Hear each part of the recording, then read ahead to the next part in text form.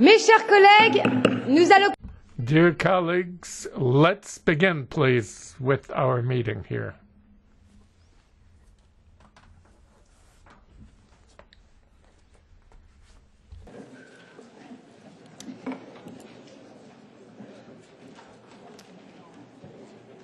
Mes chers collègues, Colleagues, the Committee on Transport and Tourism is holding a hearing on the impact of Brexit on aviation.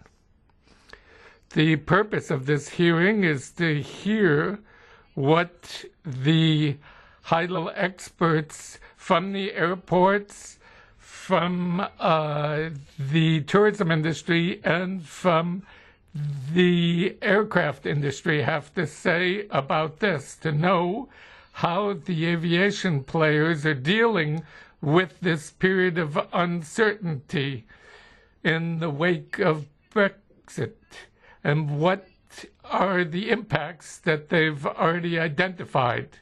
So what will the impact of Brexit be in this sector? Now, when it comes to our committee, we worry about the economic well-being of economic operators, as well as the labor standards of workers, and to ensure the free movement, naturally, of European citizens, which is why we wanted to enter into this dialogue. We want to talk to the experts constructively, you experts, ladies and gentlemen. So we are doing our job when here in this wonderful house, we go into matters seriously, transparently, with the view to address some of the concerns flowing from Brexit. So this is the first time in the history of the EU that a member state has decided to leave the EU. And this is why this hearing is the first of 4 major hearings when it comes to the UK, an island country. So we want to know what its impact is going to be in the maritime sector. Also, when it comes to land transport, be it road or rail. And then we'll wind up with a special focus on the staff and passengers in all the modes of transport covered by our committee.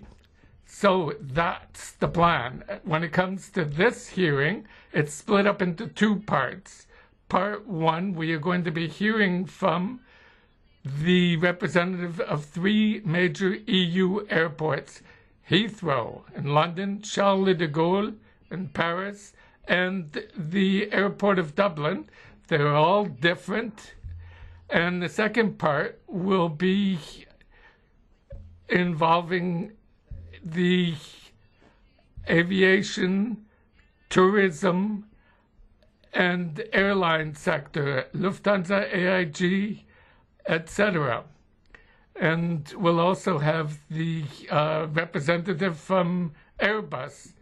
And we will, of course, have discussions with the MEPs present here. So first we're going to hear from the experts, first and foremost the representative of the airports, then we'll have a discussion, then we'll move on to part 2 of the meeting with the airlines. So I'd just like to leave it at that, but before I do close, it's essential that your presentations of each of our experts be well focused on the impact of Brexit. We would ask you to really stick to the key issue, the impact. So to each of our speakers, our experts, I would like to welcome you most heartily to our committee. Thank you for having accepted our invitation. Thank you for being here this afternoon and sharing your thoughts. So we're delighted to see you here. And given how many of you there are, you may appreciate knowing that we expect you to wind up within 5 and 7 minutes, and I tend to keep a pretty close eye on the clock, so watch it. So I'd like to give the floor to Mr. Kaye. You are in charge. Where are you? You are in charge of Heathrow Airport. So thanks again and welcome again. Floor is yours. Thank you, Chair, and thank you, members, for inviting me here today. I'm John Holland-Kaye. I'm the Chief Executive of Heathrow Airport. I'm also a board member of ACI Europe, which represents over 500 airports in 45 European countries, and my views here represent a common position agreed by ACI Europe. To start with, I believe that the approach to Brexit has to be seen through the eyes of passengers, normal, hard-working citizens of the EU27 and the UK. Heathrow is the largest hub airport in Europe. We are an important base for UK carriers such as BA and Virgin, as well as EU airlines such as LOT, TAP, Tarom and Aegean, and global airlines such as China Southern and Garuda Indonesia. This year we will serve approximately 77 million passengers, and around a third of those will be coming from the EU27. Now, they may be coming to do business in the UK, to study, travelling for leisure, or they may be connecting on to one of over 80 long-haul destinations, some of which are not served by any other airport in Europe. Now, some long-haul flights to emerging markets are only viable because of a combination of a strong originating and destination market such as London and connecting passengers from all across the EU. And this allows all of us in Europe to benefit from the regular, convenient flights all over the world that we are used to. Heathrow is also one of Europe's biggest ports, with goods connecting through it in the same way as people. And in fact, aviation provides the trading links for many of Europe's fastest-growing export sectors. Anything high value with a short shelf life or a short supply chain typically travels by air, particularly over long distances. And they typically travel in the hold of a passenger plane. So think about pharmaceuticals, donated organs, high-tech electronics, goods that are not just critical to the future of the European economy, but which also have a huge benefit to society. So aviation is not just another economic sector, it is the enabler for all other sectors. It allows someone with a small business in Tallinn to trade with customers in London, for students from Warsaw to get to Oxford, for hoteliers in the Spanish Costas to welcome millions of British tourists. The single aviation market has made Europe closely integrated culturally and economically, and for example, flights from the UK to Spain represent almost a third of all UK residents' trips to Europe by air, and they are a major contributor to Spain's largest economic sector, as well as giving hard-working Brits a taste of Spanish culture and a suntan. The single European aviation market has been one of the greatest successes of the European project and has supported the growth of regional economies across Europe. It has reduced the cost of air travel for hundreds of millions of us. It's the reason a small businesswoman can now fly from Gdansk to Newcastle or Girona to Glasgow, routes that would not have been possible and at prices that would not have been dreamed of before the single aviation market. This is something that you can be proud of and that we all need to protect for the benefit of the EU27 as well as UK citizens. However, politicians on both sides of the negotiation tell us that we should prepare for no deal for aviation. Now, what does that mean? Well, even though aviation is essential to trade, there is no World Trade Organization agreement to fall back on, as there is for other sectors. We are told that we should go back to the status quo before 1973, before the fall of the Berlin Wall, before low-cost carriers brought competition and choice. Does that mean that former Eastern Bloc countries, including parts of Germany, have little or no access to the fifth largest economy in the world? Does it mean that without airlines being able to operate all freedoms of access, there will be less connections for small businesses between the UK and EU27 regional cities? That we will have fewer British tourists spending their money in Spain, Italy, France and Greece? Don't let it happen. A cliff edge scenario is entirely avoidable. It would be a colossal failure of leadership on all parties to the negotiation if they can't agree a deal on aviation. The consequences would be felt immediately by the people you represent.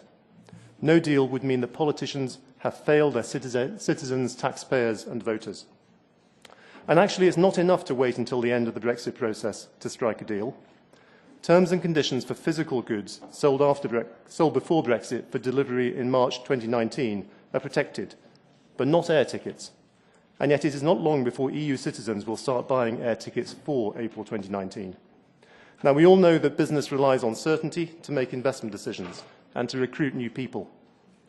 We need negotiators to reduce uncertainty and build confidence for passengers, helping not just airlines and airports in their forward planning, but tourist businesses, universities, exporters, in fact, pretty much every other economic sector in Europe. This could be achieved by prioritising aviation in phase 2 of the Article 50 negotiations and agreeing a transition arrangement in 2018 that maintains today's arrangements as far as possible. Looking forward, we must also strive to keep market access between the UK and EU27 as open and competitive as possible. We all want the UK to remain as closely integrated and aligned as possible to the single EU aviation market. So let us not lose sight of the people who matter most in this negotiation. The interests of citizens, of passengers, should be our priority, both during and after negotiations. They should be able to plan, travel and do business seamlessly and without disruption or increased costs. This committee can use its influence to make sure that this happens. I look forward to taking your questions and working with you and my industry colleagues to help to deliver this. Merci, Monsieur. Thank you very much, Mr. Holland-Kaye. Perfect timing, thank you. Now, Mr. Tolland, you were in charge of Dublin's airport. So welcome to the Transport Committee. Thank you for having me. My name is Kevin Toland. I'm the Chief Executive of DAA, which runs Dublin Cork Airport in Ireland. I'm also an ACI board member. Ireland is critically exposed. Sorry, we'll move to the next slide. Ireland is critically exposed and dependent on air access. 90% of our access to the island is by air, 78% from the UK. And in Dublin Airport, which last year was Europe's fastest growing major airport and second in the prior 2 years, we're critically dependent on air access from the UK. We serve 23 airports and 30% of our connecting passengers are through the UK. And Dublin London is the busiest single air route in Europe. Cork Airport, our second airport in the south of Ireland, we serve 13 UK airports and we have a dependency of 58% on UK traffic. Next slide. On the next slide, clearly you can see since the Open Skies started that the number of intra-EU city pair routes has gone up by 5-fold, and also the number of routes with more than 2 carriers has gone up by 10-fold. And you can also see Dublin Airport's traffic, the top right-hand corner, has gone up by similar proportions, from 5 million passengers pre-liberalisation to nearly 28 million passengers last year. And that has delivered huge benefits for Ireland. Next slide. Huge benefits. You can see our route network has grown from 36 routes to 127 routes across that period, with cheaper, far deeper connectivity. If we move to the next slide, you can see that the UK has caused this problem by deciding to leave, and 53% of UK traffic is to and from the EU. However, Ireland, of all the EU nations, is most exposed, with 39% of all our traffic in and out of the UK.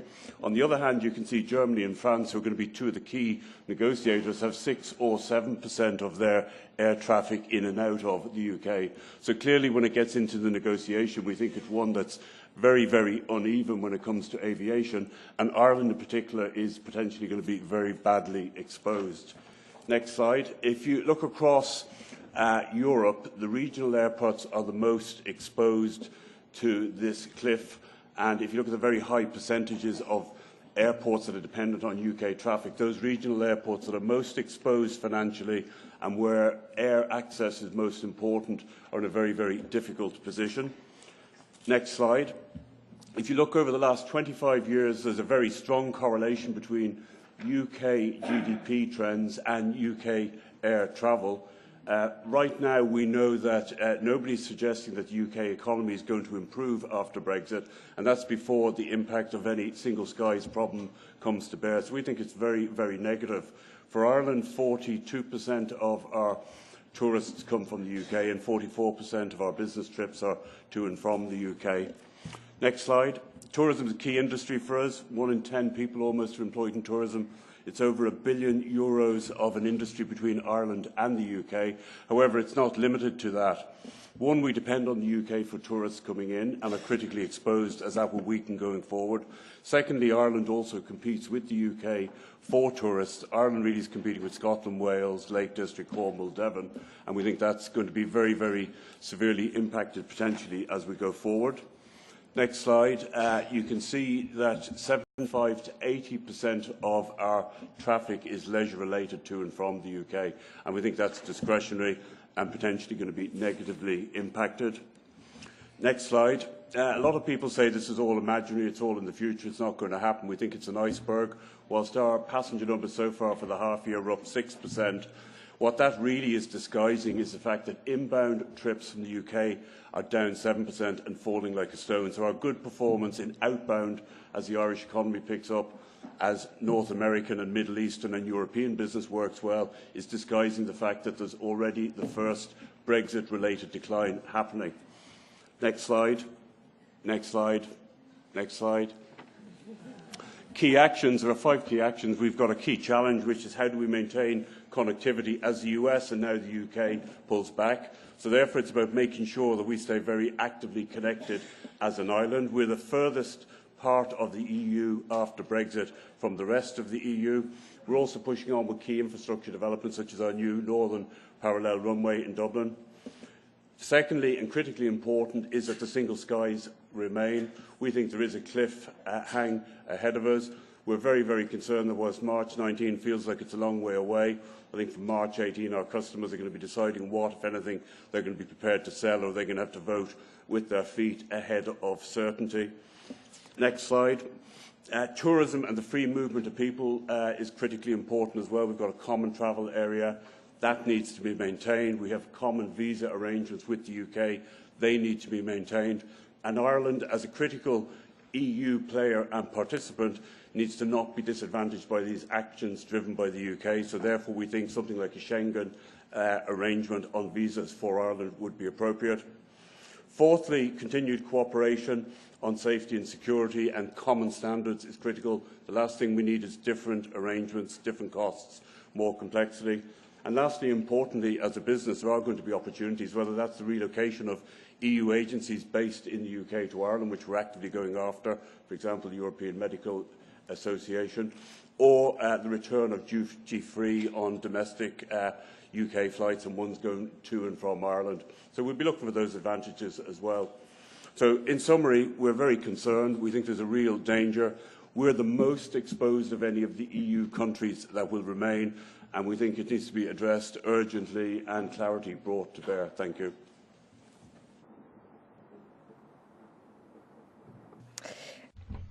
Thank you very much, Mr. Toland. Now I'd like to give the floor to Mr. Goldenhill, who's one of the representatives of the Charles de Gaulle Airport in Paris. You have the floor. Thank you, Madam Chair. Ladies and gentlemen, good afternoon. So the chair was quite clear as to what she wanted to hear, so I'm going to try to keep it brief and to the point, not to reiterate what's been said. The Charles de Gaulle Airport is a member of the ACI as well, and I would like to take advantage of these few minutes to restate that given the experience we've had now with 25 years of the single market in Europe, and just to backtrack a bit, let me give you a bit of background here. Thanks to the single market, Europe has progressed in a less drastic way than some other parts of the world, because we've had these regulations that kicked off in the US, and Europe has been able to build on its experience with the advantages we've now got via Europe, that is to say, a gradual build-up of the single market and of the single skies. We've had a gradual progression which has enabled us to be in the happy position we're in at present. Now, the single market, at the end of the day, has meant that we've been able to create some very positive impacts on our economy when it comes to air transport. And the Charles de Gaulle Airport is a good example of that, because it's an airport at present that has a main airline, Air France, KLM, that operates it as a hub. And that's thanks to the developments in Europe. But EasyJet is also a major client. And like other airlines, it too has benefited from the single market. And last but not least, if you look at what's been happening over the past 25 years, the single European market has made for alliances between airlines and also between airports with a view to developing air transport for the benefit of our customers, i.e. our passengers, as others have already mentioned, because air transport has enabled people to open up to the world and vice versa, and our European passengers have benefited from air transport that is provided at very competitive prices. So the single market has made it possible to open up Europe for the world and vice versa, and at the same time to give Europeans a taste for inter-European travel. So these benefits should be borne in mind. And when it comes to the negotiations in the offing, this should be at the forefront of everyone's mind. 30% of the passengers at Charles de Gaulle are catching a connecting flight. 30% of them are European and on their way to international travel as a result of our single market. So it's now a matter of going further than what we've achieved so far.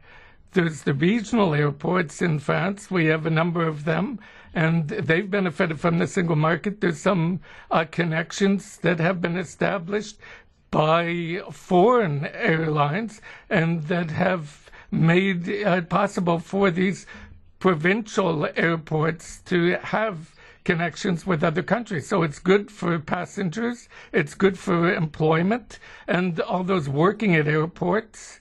And there's those who live from the activity generated by airports. Tourism, of course, has to be borne in mind, and then the spin-off activities.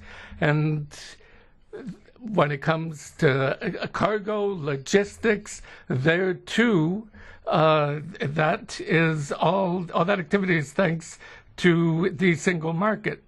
So once we've looked at the past to see how far we've come, my main message when it comes to the future and the impact of Brexit would be to say that we've collectively built up what we have in Europe, and now there's a lot of uncertainty when it comes to these negotiations, and that's something the air transport industry doesn't like, because it's got to have rules that are clear, they have to be future-proof, and we don't want any drastic impact, naturally. When it comes to airports or the ACI, we plead that those who are going to be parties to this very complicated negotiation to establish rules as clear as possible, as early as possible, because time for airports, for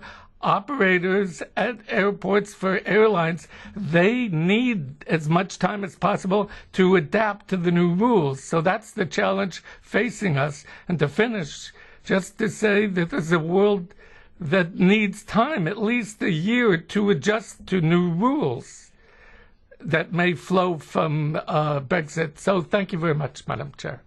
Thank you for your attention. Merci beaucoup pour ces... Thank you very much for those talks. We'll give the floor to the group coordinators now.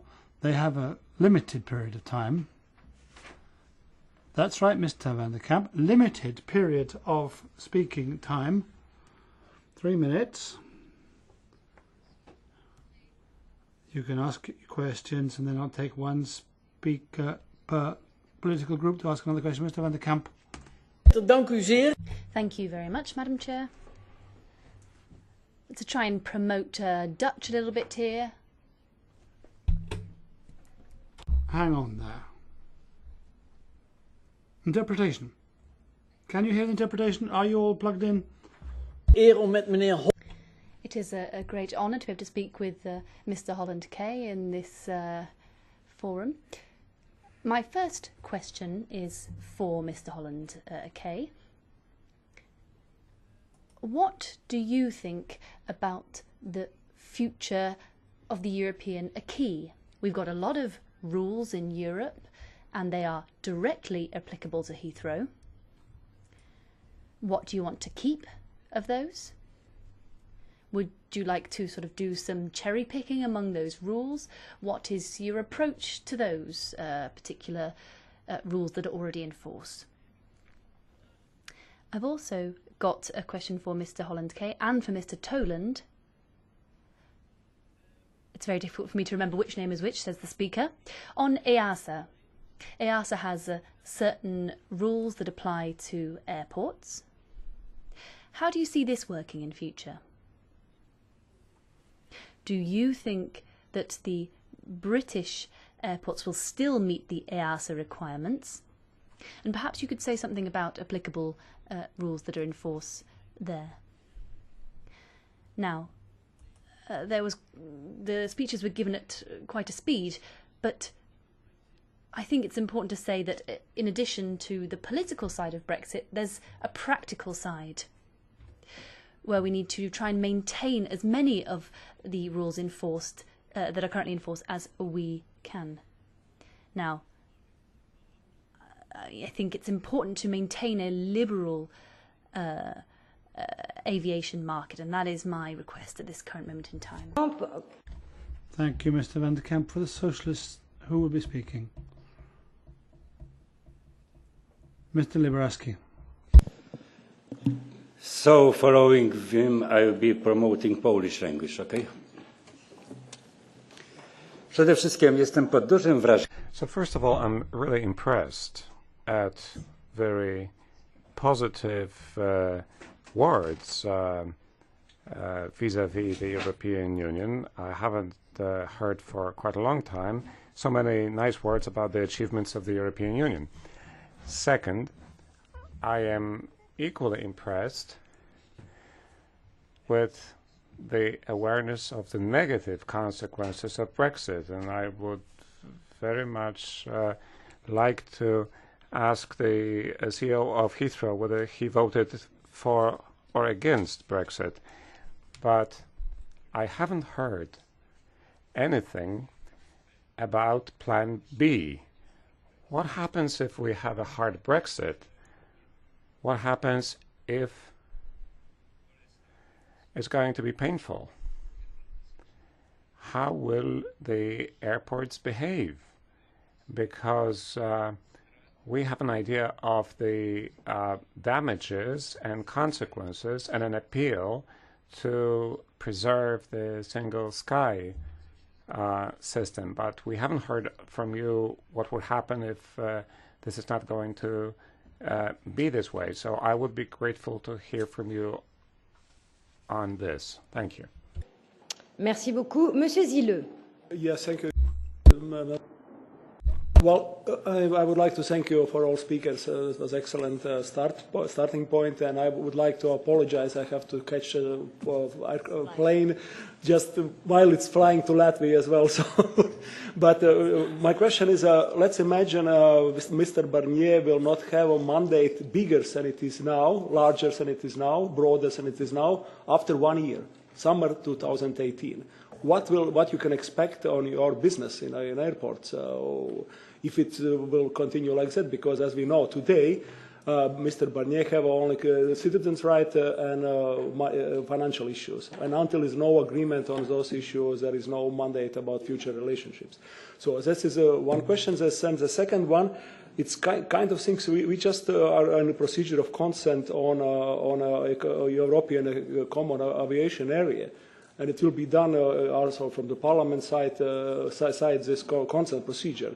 So I don't know why, if UK, for example, now is fulfilling on all a key, is it expecting that you will do so, well, British side, for example, would like to avoid something of a key, or you are completely okay to live with that and don't pay for access to single market in aviation sector, like not paying Balkan countries, for Western Balkan countries also not being members of EU and also living in a common aviation area. So is it, what do you think, or you would like to change something on UK side? It's mainly for Mr. Holland-Kaye question, so the second one. Thank you very much. Merci, Monsieur Zille. Pour le... Thank you, Mr. Zille. For Aldi, the Aldi Group. Mrs. Bilbao, is that right? Buenas tardes, muchas gracias. Good afternoon, everybody. Thank you. And thank you to this hearing's speakers. It's been very interesting. I'd like to ask Mr. John Holland firstly,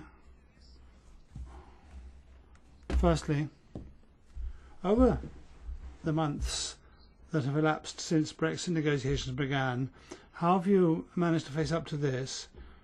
And have you felt any immediate repercussions or consequences of the Brexit decision? I mean, with actually metrics, any figures, or is everybody in a wait-and-see mode to see how the negotiations turn out? So I'm asking for what the impact on your sector of the referendum has been, if any, already. And secondly, I'd like to ask if you're taking any steps in preparation for possible exit by the UK. We don't know how that's going to work. And I'd like to say, quite frankly, in this Parliament we voted and adopted general negotiating mandate. And in the first version, the status of European residents in the UK was deemed to be crucial. And secondly, what the bill that the UK was going to have to pay before leaving was. Those are issues, therefore, that have been taken on board by all the institutions in Europe and by all MEPs as priorities. Lastly, regarding Ireland, certain voices in certain sources in the institutions have been saying that if Northern Ireland were to decide to merge with the Republic, then that would have an immediate impact and an immediate effect. Do you think that would have effects on airports? Merci beaucoup, Madame Bilbao. Monsieur Dalunde. Thank you very much. Next speaker, please. Tack så mycket. Fru ordförande, jag tänkte också passa på att dra en lans för mitt eget. Thank you very much. Well, I'm going to be promoting a bit of Swedish now. It's my mother tongue. Thank you for coming to put forward the idea and defend ideas for mitigating the damage caused by Brexit insofar as possible. We are neighbours. My home country is a neighbour of the United Kingdom, and we're going to be suffering consequences too. So we have to see what the negative impacts of Brexit will be on mobility in Europe in general, and we're going to have to try to coordinate to try to mitigate those negative impacts, as well as stressing that the aviation sector needs to set about diminishing climate change effects as well. But that's my two penn'orth. The situation is extremely concerning right now, worrying. Merci beaucoup, Monsieur Dalunde. Thank you. Mrs. Aiuto. Yes, thank you, Chair. Well, I just wanted to ask if, by chance, when it comes to the assessments, the analyses, in respect of these major hubs in Europe, you are going to be taking account of the repercussions Brexit might have on smaller regional airports, because most air traffic is via low-cost airlines. It's thanks to the open skies we have that now these low-cost airlines can operate here and there throughout Europe. So they are very significant for a number of regional airports that are going maybe hit quite hard by Brexit. So have you looked into that? Have you carried out any simulations, as it were, with regard to the future of regional airports? Thank you. Merci beaucoup. Et maintenant, je vais prendre. Thank you. I'll give the floor now for 1 minute each to the political groups. Yours is first. Who's going to be speaking? Mr. Marquez, you have 1 minute.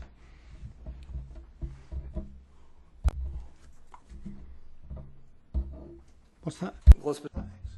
Yes, there's a number of studies that have been carried out by EASA, and a number of analysis, and there have been suggestions that Brexit could be problem-free, but there will be changes, and my question to the airports is, where will there be changes? Is there anything that, when it comes to other agreements, other countries that we have agreements with, Switzerland, Canada, I don't know where we could find some basis for how to operate in the future. Thank you.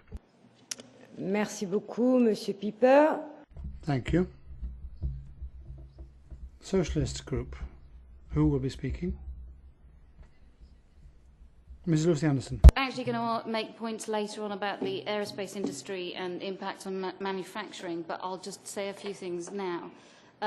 In terms of the overall impact on Brexit, I think it's very clear that no deal is absolutely not better than a deal, and it's in the interests of everyone in Europe, all of us proud Europeans, that whatever happens, we don't get into a massive situation of uncertainty, and I'm glad that you've made those points. But I specifically wanted to ask what your view is about the issues about workers and deregulation. And actually this will come up, and I hope the next speakers will also ask this point, because we do not want a situation where the workforce across Europe is driven to the lowest common denominator, and where European rights and protections for workers are not respected. So I did want to ask about that. And also, in terms of the supply chain, it's in the interest of all... Okay, very quickly, one more point. All of the EU countries, that the supply chain around the goods and parts and services is maintained. And how can we possibly do that in the context of the lack of certainty in the overall discussions? Merci, Madame Foster. Thank you, Mrs. Foster. Mrs. Foster. Thank you for the presentations. I've just got a couple of observations. One by John on Heathrow, and when he mentioned, obviously going back to 1973. As the greatest advocate, I think, the UK on the liberalisation of the industry back in the 80s, which gave rise to the very successful companies like Ryanair and EasyJet. I'm just curious who suggested that that would be necessary to go that far back, because I don't believe it needs to be the case. And my second point for Dublin Airport, you were talking about security standards, and as it happens, I mean, we comply to ECAC Doc 30, so I'm not sure where Dublin comes in there, as though we're not going to be compliant when we're looking at security, because that obviously covers the whole of the 44 ECAP members. So I just wanted to just raise that and get your view on that. My final point is that clearly there'll be this great repeal bill. when all of the legislation will remain in statute in the United Kingdom. And I would expect that there would be a sufficient transition period for anything that needs to change. And finally, in terms of compliance, I would not see certainly the UK being non-compliant, certainly to any acquis or regulations. Thank you. Merci, Madame Foster. Thank you. Mr. Van Wiltenburg. Chair. A few questions for Mr. Holland-Kaye, in line with the question of Mr. van der Kamp on EASA. If it will turn out that the UK will not be longer a member of EASA, what are the consequences, knowing that we are negotiating right now also on the competences of EASA with regard to ground handling, but also with regard to airport safety related equipment? What is your position? Second question related, are you advocating within the UK to stay member of EASA? And what's the process? How do you try to influence your own UK negotiation position? And then a second question is also more or less related. Now you're part of an unaccomplished single European sky. You are working also within CESAR. You are part of the TEN-T networks. Are you also advocating to remain in this TEN-T networks and in the initiatives like CESAR? Thank you. Merci, Monsieur Van Wiltenburg. Thank you, Mr. Van Miltenburg. Mr. Kramer, you have the floor. I think that there's not going to be any cherry picking because, of course, we've got conventions and agreements with other countries. They're not in the EU, Switzerland, Norway, only they have to pay for that and certain rules have to be followed. So this is my question about regional airports. In 10 years at least, they need to become profitable. So 50% nearly of all regional airports are running at a loss. So what are we going to do about that? Who pays for that? Taxpayers. And then you're going to have to accept that the ECJ is the decision-making body when it comes to infringements. Do you accept that? Or do you think that no, everything should be done on British territory? And the final point, why are we having the discussion now after the referendum?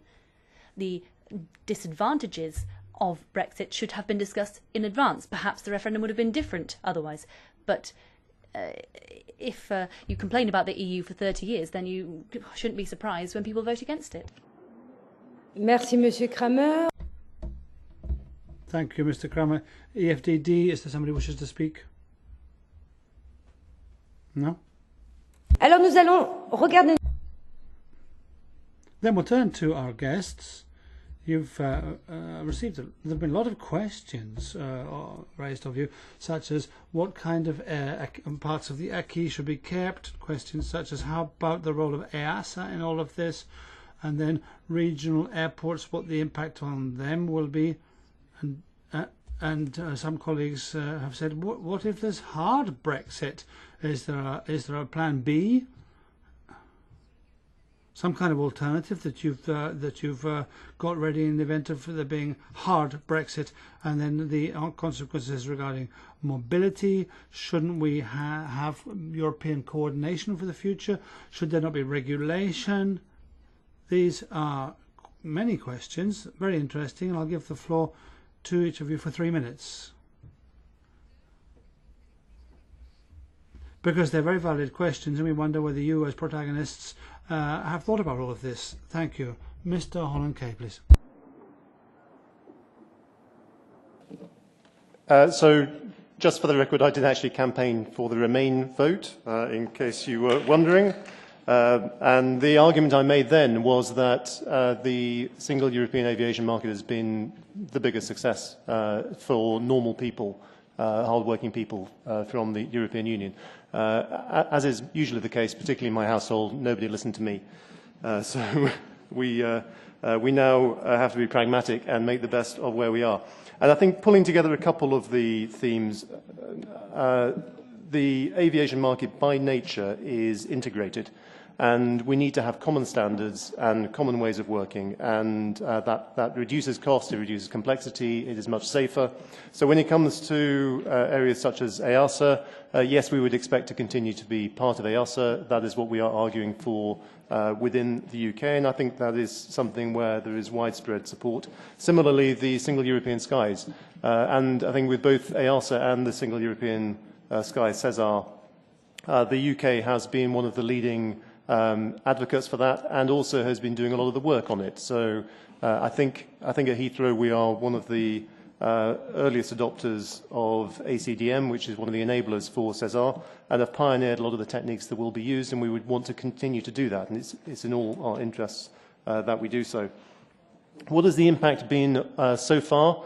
Well, I have to say we've seen the highest level of passenger growth and the highest level of cargo growth we've seen for over a decade over the last 6 to 9 months.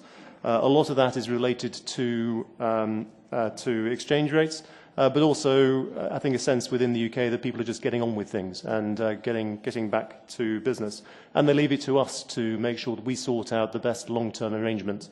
And I have heard it said that Brexit is a political issue, not a business issue.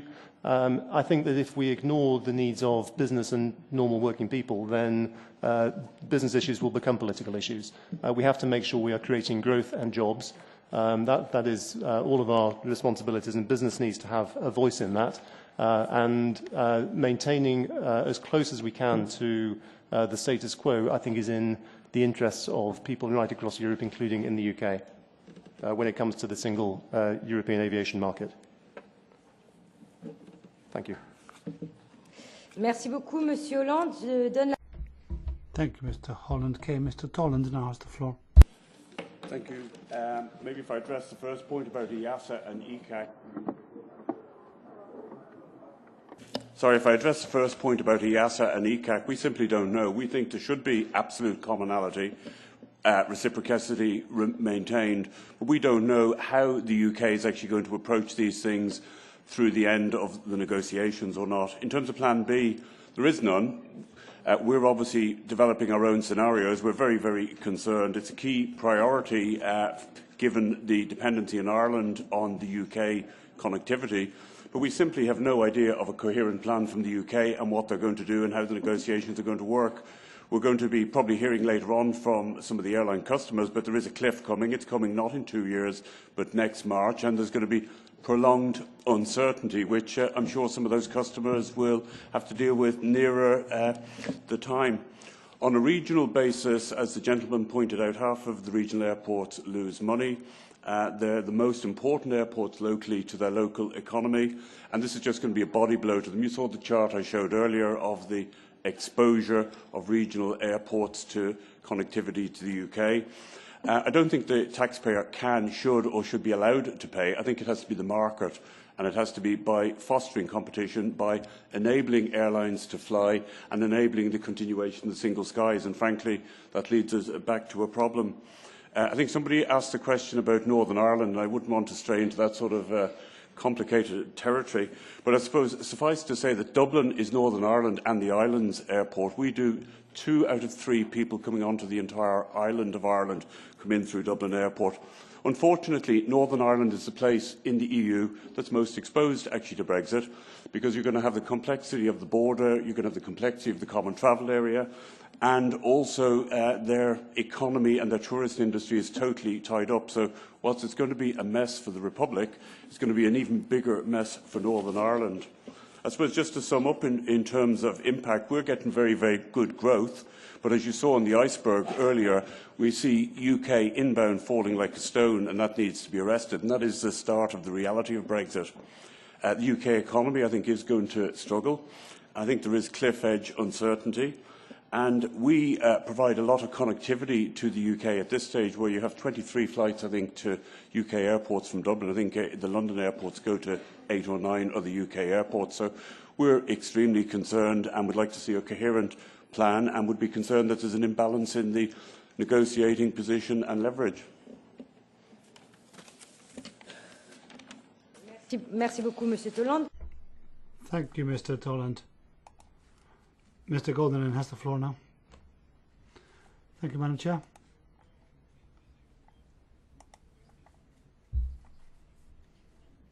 The airports that will remain in the single sky and the single European area will feel the consequences. The operators running those airports are going to be subject to new rules, and the airlines that come under UK transport certificates, they're now part of the single market. They don't have traffic rights right now. They're going to be suffering from the effects of Brexit. That's going to be the kind of impact on the airports remaining in the European space, and that's why we're keen to see what the outcome of the negotiations is. And of course, I would agree with some of the queries raised by previous speakers. The so-called regional airports that depend a lot on such airlines, low-cost ones, often flying the UK flag, are going to suffer from the consequences, because those airlines will. And the question arising tomorrow or the next day will be, we've got this economic model for airports and for airlines and for carriers, and that model is going to subsist, and the Europeans like travelling using that kind of model. So clearly our citizens are going to go on wanting to travel in this way, and since nature abhors a vacuum, we shall see how that space is filled in the future in the framework of the single European market by the countries that are in it. Merci beaucoup aux représentants. Well, thanks to the speakers from the various airports. Now, panel number 2. You here represent a number of airlines. You're going to have between 5 and 7 minutes each to give us the true version of the upcoming effects of Brexit, what the impact of Brexit will be on the sector. Mr. Willie Walsh from IAG, you have the floor. Ladies and gentlemen, it's a pleasure to be here. IAG, International Airlines Group, is a product of the EU. We are a multinational, multi-brand airline group, registered in Spain, listed on the London and Spanish Stock Exchange. We are running the business from London. We have 6 principal airline brands operated by 8 airlines who are registered in the UK, Ireland, Spain and France. And we run our global business services from Krakow in Poland. We employ 60,000 people. Last year we flew over 100 million passengers. And I am Irish, and I voted to remain. It's a privilege of Irish residents in the UK that they get to vote, and I was pleased to do so. The EU should be proud, and I'm sure it is proud, of its achievements in relation to aviation. This Parliament has argued long and hard to uphold the right of free movement, a core principle of the EU. And although we as an industry have not yet provided you with free travel, although I'm sure Michael is working hard to achieve that, we have provided you with affordable, cheap and extensive air links that has facilitated the free movement of people, goods and services across Europe. And it's not just the few who have benefited. Last year, over 900 million people flew into and out of the EU. It's estimated that that figure will probably hit 1 billion people this year. Since the liberalisation and deregulation of the airline industry in 1993, we've seen greater competition, more choice, lower fares. The number of city pairs served in the EU has risen from... Sorry for your slide. You can ignore the slides. I didn't even know they were there. The number of city pairs served in the EU has risen from 692 to over 3,200 today. The number of intra-EU services which have more than 2 airlines competing has risen from 61 in 1993 to almost 650 today. The air transport industry supports economic activity in tourism and trade that's estimated to be valued at about 210 billion euros and supports 3.1 million jobs. 123 billion euros and 1.8 million jobs in the EU 27, representing about 1% of GDP, and a disproportionate benefit in the UK of about 87 billion and 1.3 million jobs. And since 2011, IAG has invested over $12 billion in Airbus aircraft, and as of today, we have outstanding orders valued in the order of $16 billion. And we expect those Airbus aircraft to be delivered to us with the wings attached, and the wings, as you know, are made in the UK. Now, aviation differs from most businesses in three prime areas. You've heard one of them. There is no WTO coverage of aviation. We are excluded from WTO rules, so there is no fallback to WTO. The airline industry still operates under an arcane system regulating the ownership and control, the effective control of airlines. And though there has been some movements to liberalise that, these rules still exist today. And importantly, from a third point of view, and particularly important for consumers, the airline industry typically sells our product 1 year in advance. And for these three reasons, we believe it is imperative that negotiators focus on our industry so that the 1 billion people who are expected to travel this year and next can continue to book with airlines, confident that the services they are booking will be provided by the airlines involved. We would argue that the system of international air service agreements provides a familiar, tried and tested framework, and this has predated the EU. We believe that the EU and the UK should sign a comprehensive air transport agreement similar to, but more open than those that are already in place between the EU, the US, Canada and others, recognising that there is a deeper relationship existing between the UK and the EU 27. And to maintain the consumer benefits, we believe that this agreement should go further and allow all airlines from the EU 27 and the UK all the freedoms of the air so that they can continue to operate freely between and within each other's territories. It should also clarify that airlines in the UK and the EU 27 can continue to be owned by nationals of either party without the need for complex ownership and control structures being put in place. With policy support, it ought to be relatively straightforward to agree a deal on aviation that will be ready when the UK leaves the EU. We also believe that negotiators need to find a way to enable the UK to remain part of EASA. The UK contributes significantly to EASA, and I believe it is recognised within the industry that that contribution has significant benefits.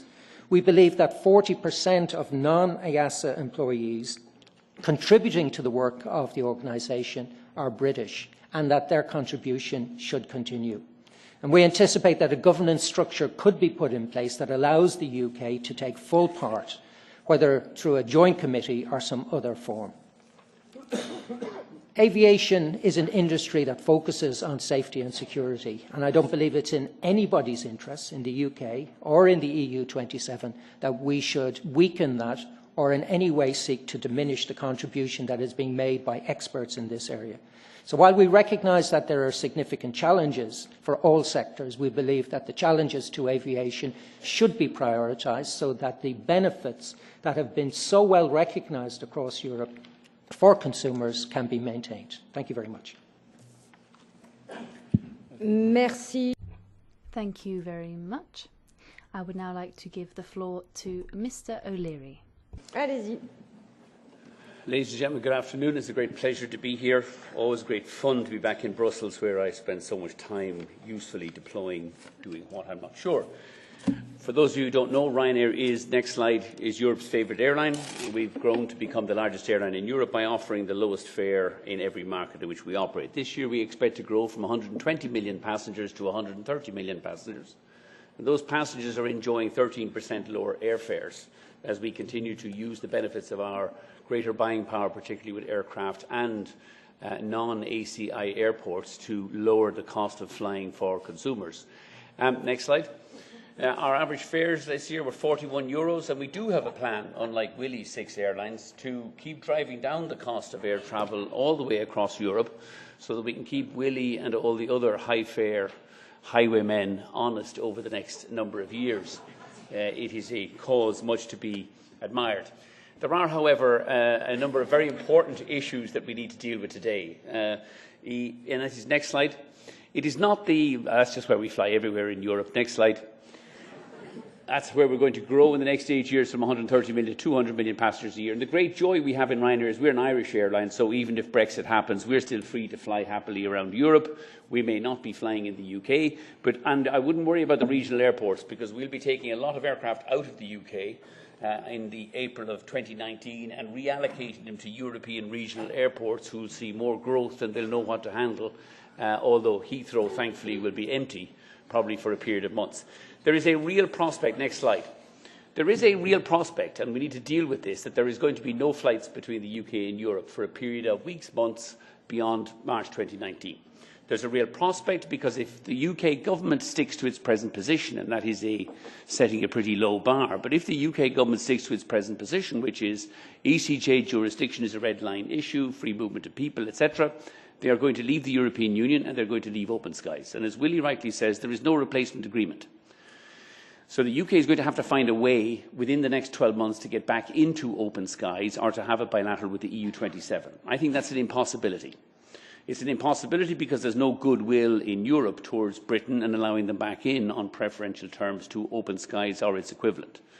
I don't in any way underestimate the extent to which Lufthansa and Air France see a competitive opportunity here to play ducks and drakes and screw over Ryanair or IAG or EasyJet. And as we know, the French and the Germans, whenever they can get an opportunity to stick one into the British, like nothing better. So we need to start dealing with the reality that there is going to be no flights between the UK and Europe. I've been to a number of meetings with the British government at which we put this proposition to them, and God help us, when we ask them what plan B is, there is no plan B. When you really push them on what happens if there's no plan B, is there a plan C? One of the senior Brexit ministers suggested that there would be a bilateral between the UK and Pakistan, and that may well bring forward, replace the traffic that would be lost between the UK and Europe. And I think one of the issues, I should be arguing on behalf of the industry, please let's not have this outcome because we must have a deal. And so the rich airports can continue to overcharge us, or in the case of Mr. Holland-Kaye, blow 18 billion building a runway that would only cost 200 million at any other sensible airport. It may not be the worst outcome in the world. Because by September of 2018, when your average British voter is sitting down to work out where he's going on holidays in the summer of 2019, the two options he will have will be drive to Scotland or get a ferry to Ireland. And I love Ireland dearly. I just don't want to spend all my holidays there. And nor does much of the UK population either. So in reality, and you take it on a sectoral basis, when the reality of hard Brexit begins to dawn on some of these people, and I do need to counsel here in this chamber, it's going to dawn around September of 2018. Aviation will not wait until March 19.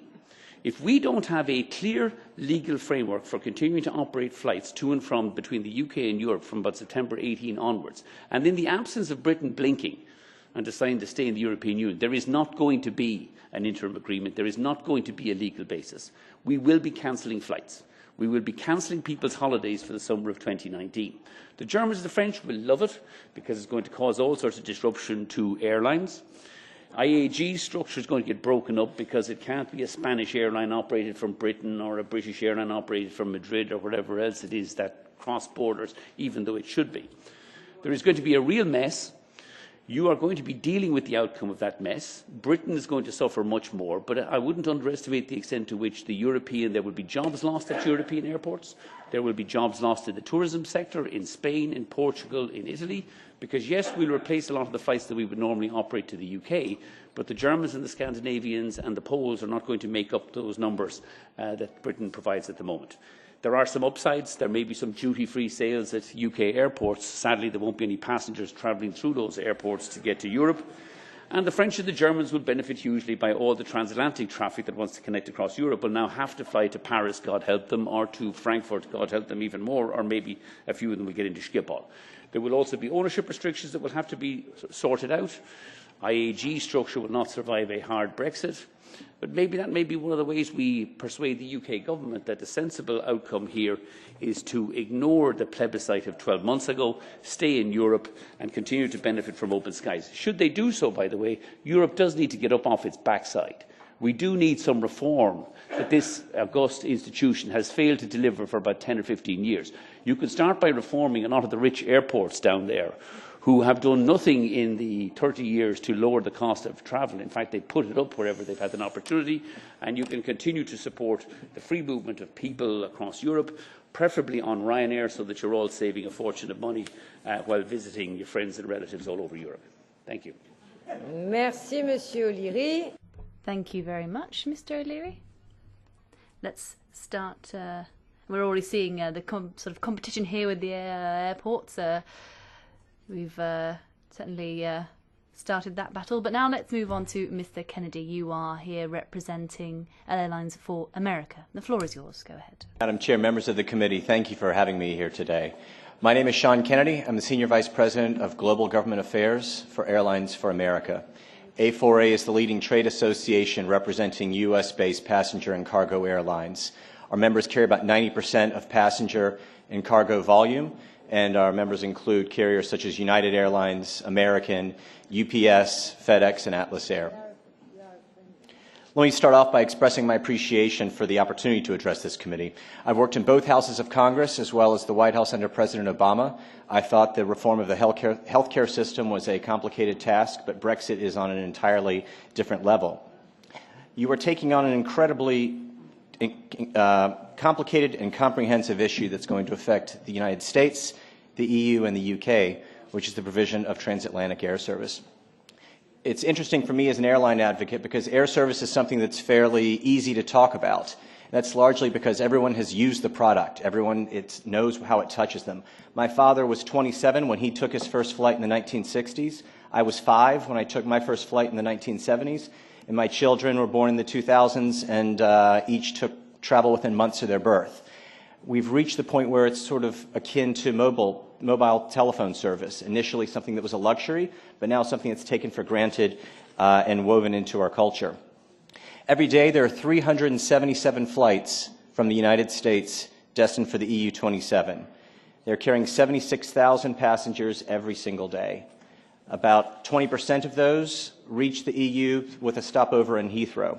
In fact, nearly 53% of all traffic in Heathrow transits onto the EU27. So we really cannot underscore enough the importance of Heathrow to global and European connectivity. Air services are exchanged globally through a system of bilateral and multilateral international aviation agreements, without which airlines would not have the legal authority to operate. The system for aviation rights has for decades now been the status quo. In light of the system, as has been stated, governments have historically carved out air travel from trade agreements. Air services between the U.S. and the EU are based on the 2007 U.S.-EU Open Skies Agreement, which celebrates its 10-year anniversary this week, which liberalized the transatlantic aviation market, meaning no restrictions on the flights, capacity, pricing, or market entrance between the U.S. and Europe. This agreement provides the legal foundation for airline alliances, such as Star, SkyTeam, One World, which include major European airlines such as BA, Lufthansa, Air France, and KLM. The vast majority of flyers are on one of these alliances, either directly from the U.S. to continental Europe or directly to the countries themselves. Airlines within an alliance coordinate with government approval on routes, schedules, and capacity. This yields more frequent flights with better connections and better timed and spread throughout the day. Competition between alliances keeps fares low for travelers. As has been said before, when the UK leaves the EU in March of 2019, they'll no longer be part of the Open Skies Agreement or the single aviation market. So on the first day of Brexit, they will no longer have, US passengers will no longer have the ability to fly to the UK or fly to the UK to the EU27. And the same will hold true for European airlines. It's been said by others here that other industries, automotive, telecom, have fallback positions with the WTO. They can continue to operate even in the absence of a trade agreement. We cannot implore you enough to bear in mind that aviation simply does not. Air services are specifically carved out of the WTO. There are bilaterals that go back to the 40s and 50s and 60s. Air travel was very different in that era, as some of you may recall. That is an era where telephones were tethered onto walls. There were no CD players. It was a business model that simply did not have the kind of robust maturity that we have right now. It's not what people have come to expect. You also have the US-EU Open Skies Agreements facilitated transatlantic airline alliances, which offer greater connectivity at lower cost. But government approval of these alliances hinges on a fully open transatlantic market, one that ends on day one of Brexit. Another complication that's been noted is that airlines generally sell tickets 1 year in advance.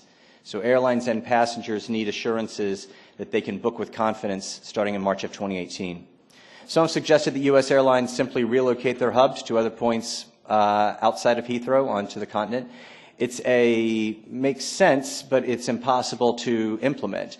U.S. airlines have invested billions of dollars into the facilities at Heathrow. Of the top 10 transatlantic markets between the U.S. and Europe, Heathrow represents 8 of them. It is simply not a tenable option for us right now. So where does that leave us? Earlier I noted that travel has become as ubiquitous as mobile phone service. I suspect that most of your constituents assume that on day one of Brexit, they'll still be able to make a telephone call from their home country to the UK. They're going to expect the same thing when it comes to air travel. They're going to expect that on day one of Brexit, there won't be this kind of disruption. This begs for both the EU and the UK to take action now to provide legal certainty for your constituents. There's 2 steps needed to maintain international connectivity between the US, the UK, and the EU. One is an open skies agreement between the US and the United Kingdom. A4A is advocating actively with both sides, and we believe there's a path forward on that. And the second, which obviously is more relevant to you, is some kind of agreement between the EU and the UK. This would lead to the continuation of an aviation market that allows for open competition and avoids unnecessary regulation of commercial decisions. We recognize you have a lot to do in a very short period of time in reaching agreement between governments and across industry sectors regarding Brexit. But a major disruption in airline service between the US, the UK, and the EU would simply wreak havoc for all sides. As you know, there's been increased discussion of a transitional arrangement to limit the immediate impact on member states on the exit of the UK from the European Union, while a future arrangement is being defined. These arrangements would be targeted at the industries most immediately disrupted by the process. Aviation falls squarely within those confines. We ask that you voice your support for aviation to be dealt with as a priority issue and has not become hostage to negotiating positions. The U.S. airline industry appreciates your leadership in tackling the challenges posed by Brexit, and I appreciate you having me here today. Welcome your questions. Merci beaucoup, Monsieur. Thank you very much, Mr. Kennedy. I'd now like to give the floor to Mr. Thomas Kropp. You are the Senior Vice President at Lufthansa Group. You have the floor. Ja, sehr geehrte Frau Vorsitzende, sehr geehrte Yes, Madam Chair, ladies and gentlemen MEPs. This is a very dramatic event for the whole of Europe, and Michael O'Leary said,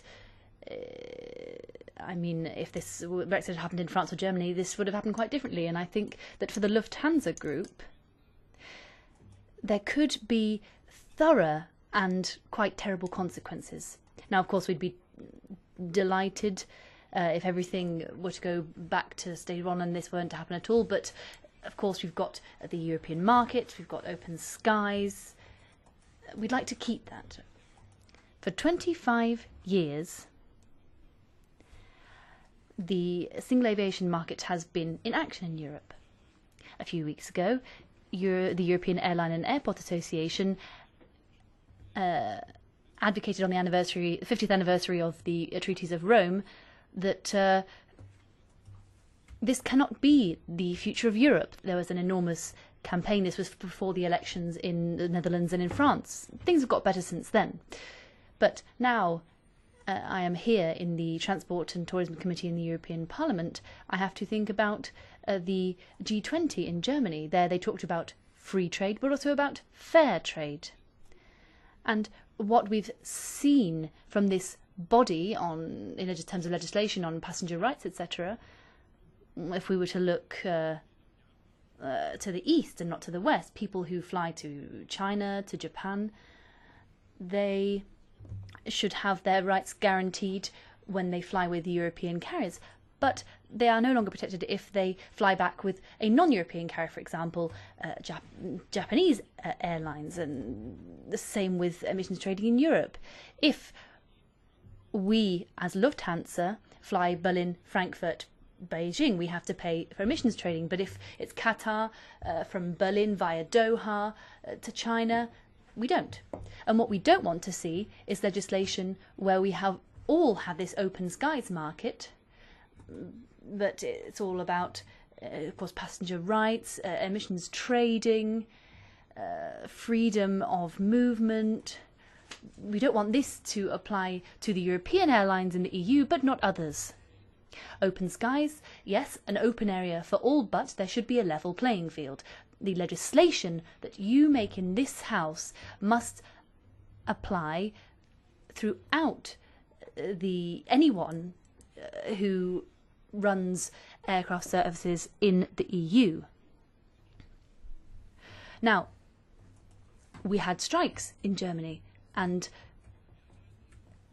the cost basis of a European airline in Europe must be focused on our hundreds of thousands of employees that are employed by Lufthansa here in Europe. There should be no disadvantages to our way of operating airlines. We have been able to use the single market to be able to invest with Austrian Airlines, Brussels Airlines, Air Dolomiti in Italy, even in Switzerland, but there's similar legislation everywhere. And we all want to stay together. This is what has really been advocated by Lufthansa and British Airlines, but what we don't want is for different legislation to apply within the single market. So it's very important that, well, we very much regret Brexit. I mean, we would quite like to have been able to invest further in the UK, but these are all things we have to consider. Open skies and new legislation, yes, but a clear community, a key legislation from Brussels, Strasbourg. We don't want a sort of second class, if you will. We don't want to be disadvantaged as EU carriers. We want to use the advantages of the single market, but others using that single market should also be subject to those rules. That's the clear view of the Lufthansa Group. Now, in for a penny, in for a pound, everything could stay as it is, but the same rules should always apply. Thank you. Thank you very much, Mr. Kopp. I will be briefly representing our chair to ensure European continuity here. Now it's going to be over to Mr. Ralf Pastleitner, Director of International Public Policy of the TUI Group. Thank you, Chairman. So a lot has been said already, so I'll try to focus a little bit on the tourism angle. Next slide, please. That's just the agenda. Next slide. Thank you. So a brief look on what TUI is about. We're the world's #1 tourism company, 67,000 employees worldwide. We own 16 cruise ships, and we have our own 153 airlines in 6 different European countries. So we also consider ourselves to be a truly European company. We have 1,600 travel shops all over Europe. We own our own hotels, and more than 20 million customers from 31 source markets travel to 180 different countries with us. Next slide, please.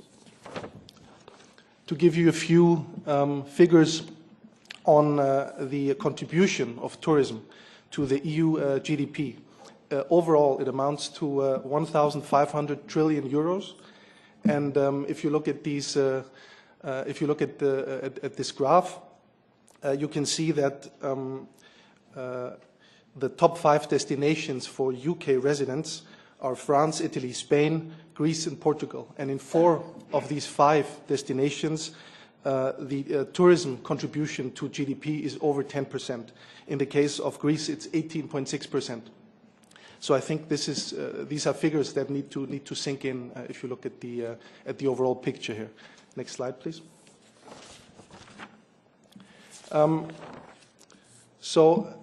What could be the potential? We have to talk potential here because we obviously don't know, we don't have all the facts, so to a certain extent we have to speculate, but we have commissioned a study and it has shown us some potential effects of Brexit on tourism in the EU27. So they've calculated 21 billion euros potential loss just in tourism spending if the Brexit would materialize. And if you break that down on some of the most popular tourist destinations, you would see that Malta, for example, would face a loss of 2.4% of their GDP just by the loss of tourism spending that would be happening through a Brexit.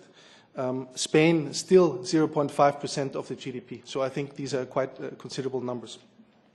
On the left side of the slide, you can see again some of the benefits that tourism has brought to the EU. We see that 10% of GDP are contributed through tourism in the EU, which is 11.6% of employment. That's 26.5 million jobs in the European Union, and roughly 500 million international tourists per year come into the EU. So that's 40% of all international arrivals worldwide. Next slide, please. So to give you a further idea on how that relates to Brexit and to the UK passenger flows, the top 5 touristic destinations from the UK are, as we see here in this slide, France, Spain, Portugal, Italy, and Greece. And the amount of tourists that are going from the UK to those countries per year are quite remarkable. So 13.5 million passengers every year, or that's from 2016. So in 2016, 13.5 million passengers from the UK to Spain. And one remark on the Greek number here, so 2.5 million, that's 10% of all international arrivals in Greece. So I think that's also quite remarkable. That 10% of all international arrivals in Greece in 2016 came from the UK. Some of these figures on the right-hand side of the slide have been mentioned before, so I'm not going to dwell too long on them, just so that you see that this is really a European issue, not just a UK issue. And for us, it's important to look at both sides. We have a carrier, Thomson Airways, in the UK, and we have 5 airlines in the European Union, 27. So we have to look at both sides. So 27 UK carriers currently transport or operate 1 million flights into the EU, and 142 EU carriers operate almost the same amount of flights into the UK. So I think one can see that there is a mutual interest here. Brexit could result in reduced air service agreements. We've heard that before. Air service agreements predating the current European Common Aviation Area. They might be insufficient. We will see a reduction of round trips for sure. Less choice, less competition could be a potential effect. And obviously, what I've showed you before, a fall in tourism spending will most certainly happen under the scenario of a hard Brexit. So the overall impact on GDP for the European Union, including the UK, would then be minus 210 billion euros, according to that study. It's a rather extreme scenario where you look at the air traffic coming to a stop and only certain portions of traffic would be substituted by other means of transport like ferries, trains or buses. But nonetheless, it's an extreme scenario, but it gives you an idea, a flavor of the figures and of what's at stake when we talk about the Brexit and tourism. Next slide. So just some final key messages from our side. We believe that the European Common Aviation Area should be preserved because of the fact that the pre-1992, so before the aviation liberalization, the air service agreements before 1992 provide an insufficient basis for the future. EASA, we've heard about that. We agree that it's a mutual interest to keep the UK in there. Safety first, we believe, is essential. And last but not least, something we've heard as well, legal and planning security for the holiday season.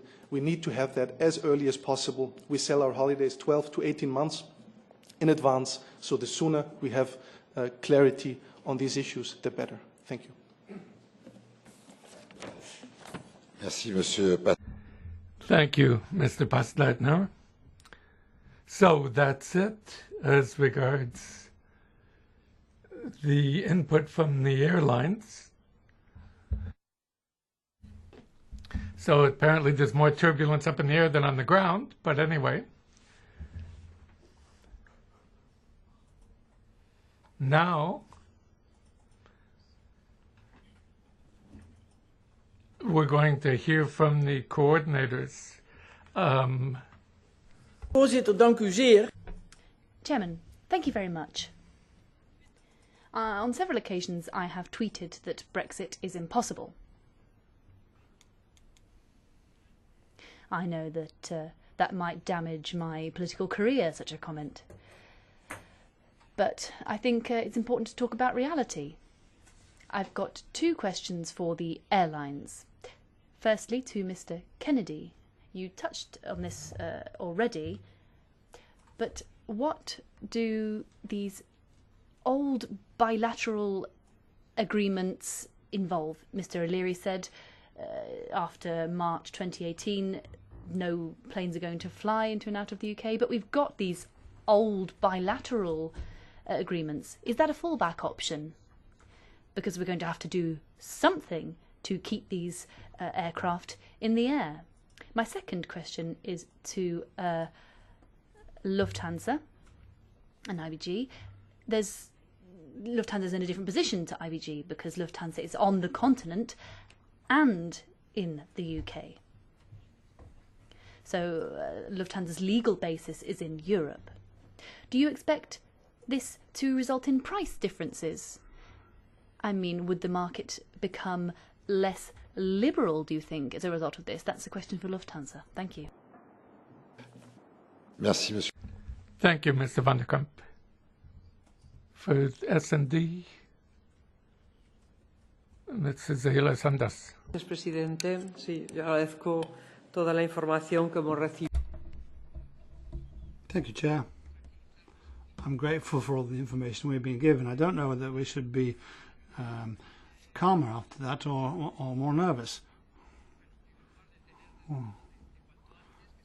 I think that we need, as soon as possible,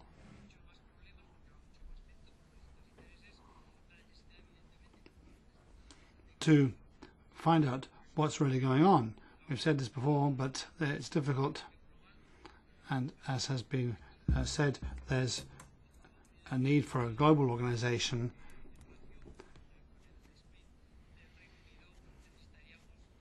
such as the International Air Traffic Organization. But it's difficult with the UK going their own way.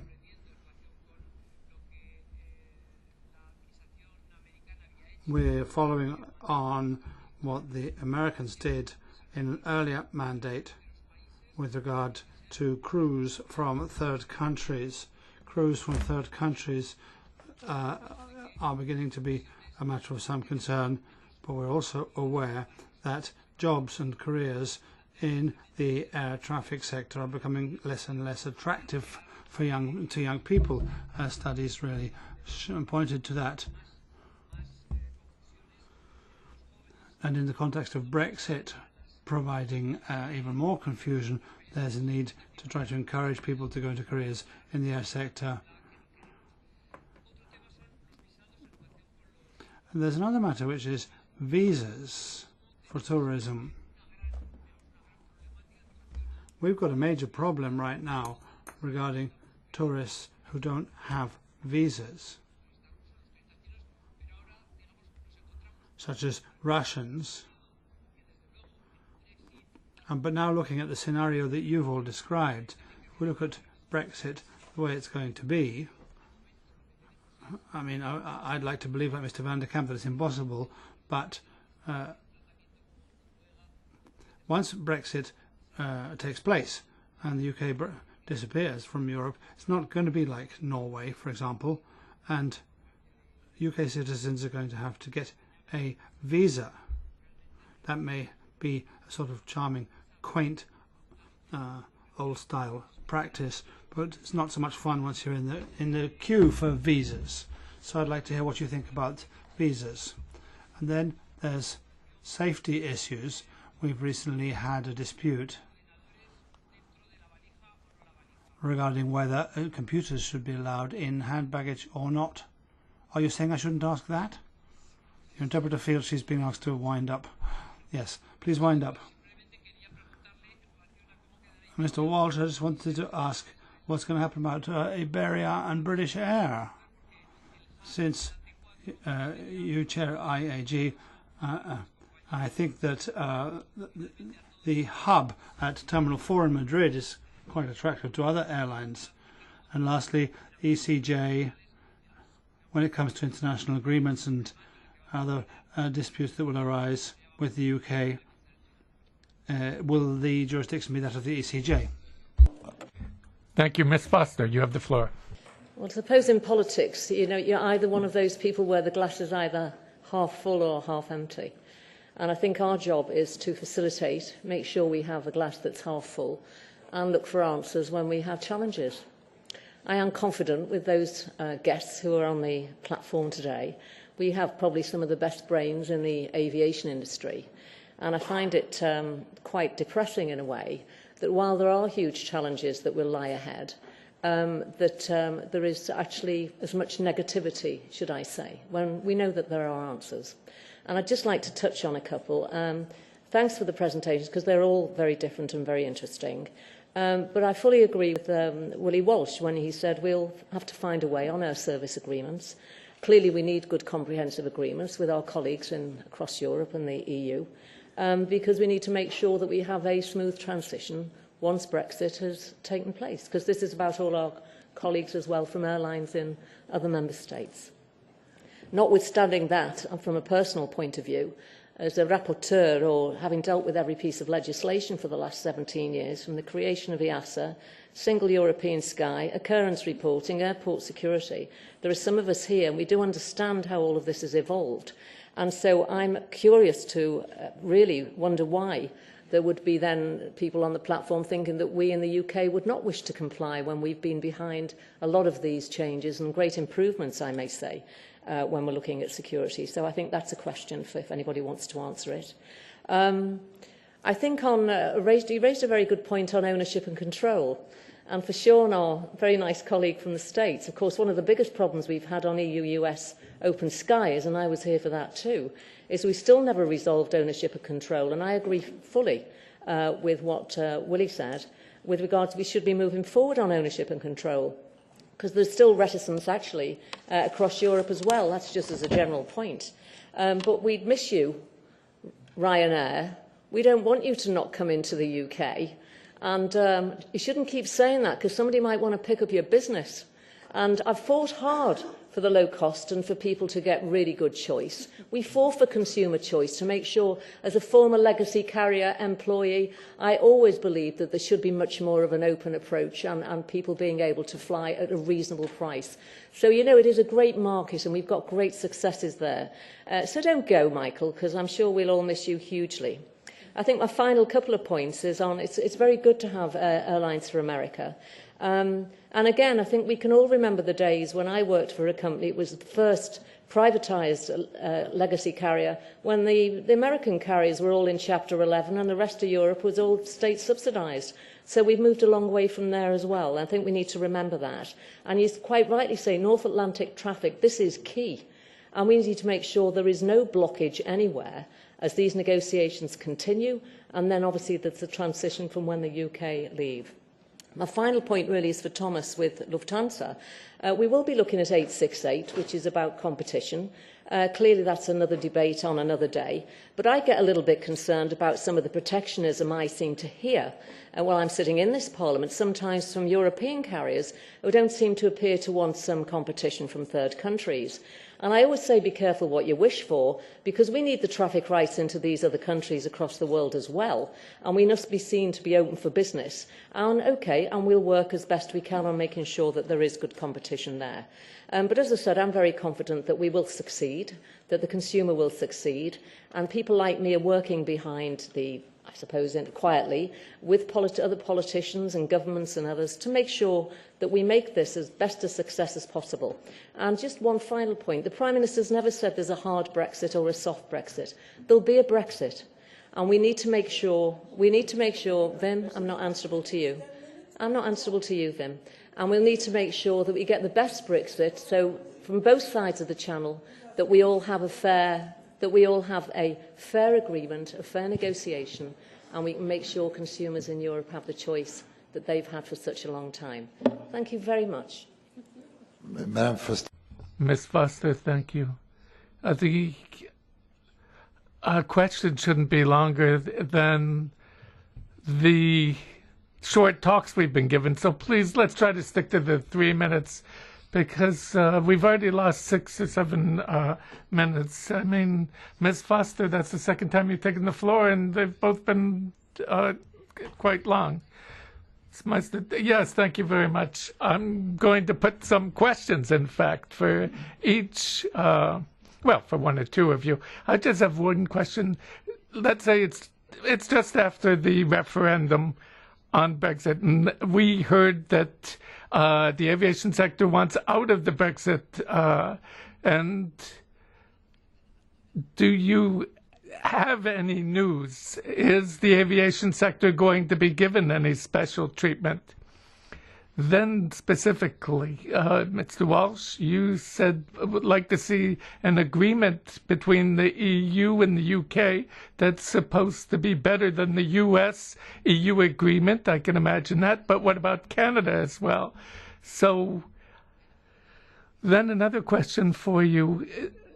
It's a matter of selling tickets a year in advance, as Mr. Kennedy said, or what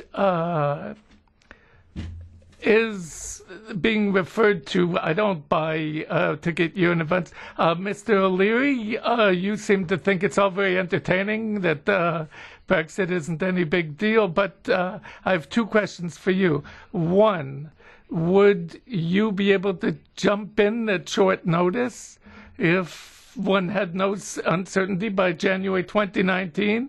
Would that do the trick? And you were saying that the UK in any event should stay within the open sky. Do you have any ideas as to how that might be achieved? Now, Mr. Kennedy, and you said selling tickets a year early. What percentage of what you sell is sold an hour earlier, just to know how much of an impact would it have if there was uncertainty. Mr. Klopp, just a quick comment, because you were saying that we're making bad legislation. We don't do it alone. We do it with the Council and the Commission, because that's, I think, that led to Brexit, that everything bad comes from Brussels and the good stuff is homemade. The question for you, what does Brexit mean for Lufthansa? Do you have any figures as to the impact? And Mr. Paslet, not finish off here. You said 21 billion loss in the tourism industry. Is that just in relation to the UK, or what are you referring to? And then secondly, you also say that people book a year and a half in advance. What kind of percentage figures does that cover? Thank you. Ms. Foster, Mr. Kramer, for the Greens. Yes, thank you, Mr. Krupp. You said we need fair trade. You're quite right. But that's not the case at present. We have different fees at different airports, and for some airlines at the same airport, there are different fees. It's anything but fair. And then there's competition for subsidies. And do you think that Brexit is going to change that? That there might be a better terms and fairer terms of trade. And Ryanair, for instance, you can't go to Denmark. You don't fly there anymore because you don't comply with Danish labor standards. So if you could comment on that. And then Gibraltar, that's going to be playing a key role. Here, it's been holding us back when it comes to all kinds of rules and regulations, when it comes to passenger rights, for instance. Do you think once Brexit happens, that once that means Gibraltar is out of the picture, that we'll have better conditions in Europe? And we've seen that a lot of regional airports are loss makers. We should follow Canada's example. They have higher fees and they don't lose money. Maybe the fact that it's the taxpayer who's chipping in for these airports, that can't be right. Bien, merci, Monsieur Kramer, Madame. Thank you. Ms. Clune? Thank you, and I'd like to thank all the speakers for their contributions this afternoon. In fact, it's probably a very positive hearing on the benefits of the EU as a whole, if only we had had the discussion prior. Just one question, really. I think probably a general question that I'm looking at. I mean, we've had, I think, Mr. Walsh, you laid out all the what we do need: air agreements, air transport agreements, similar but more open. EU 27 flexibilities in the air, need to find a way to remain part of EASA. Exactly, that's exactly it.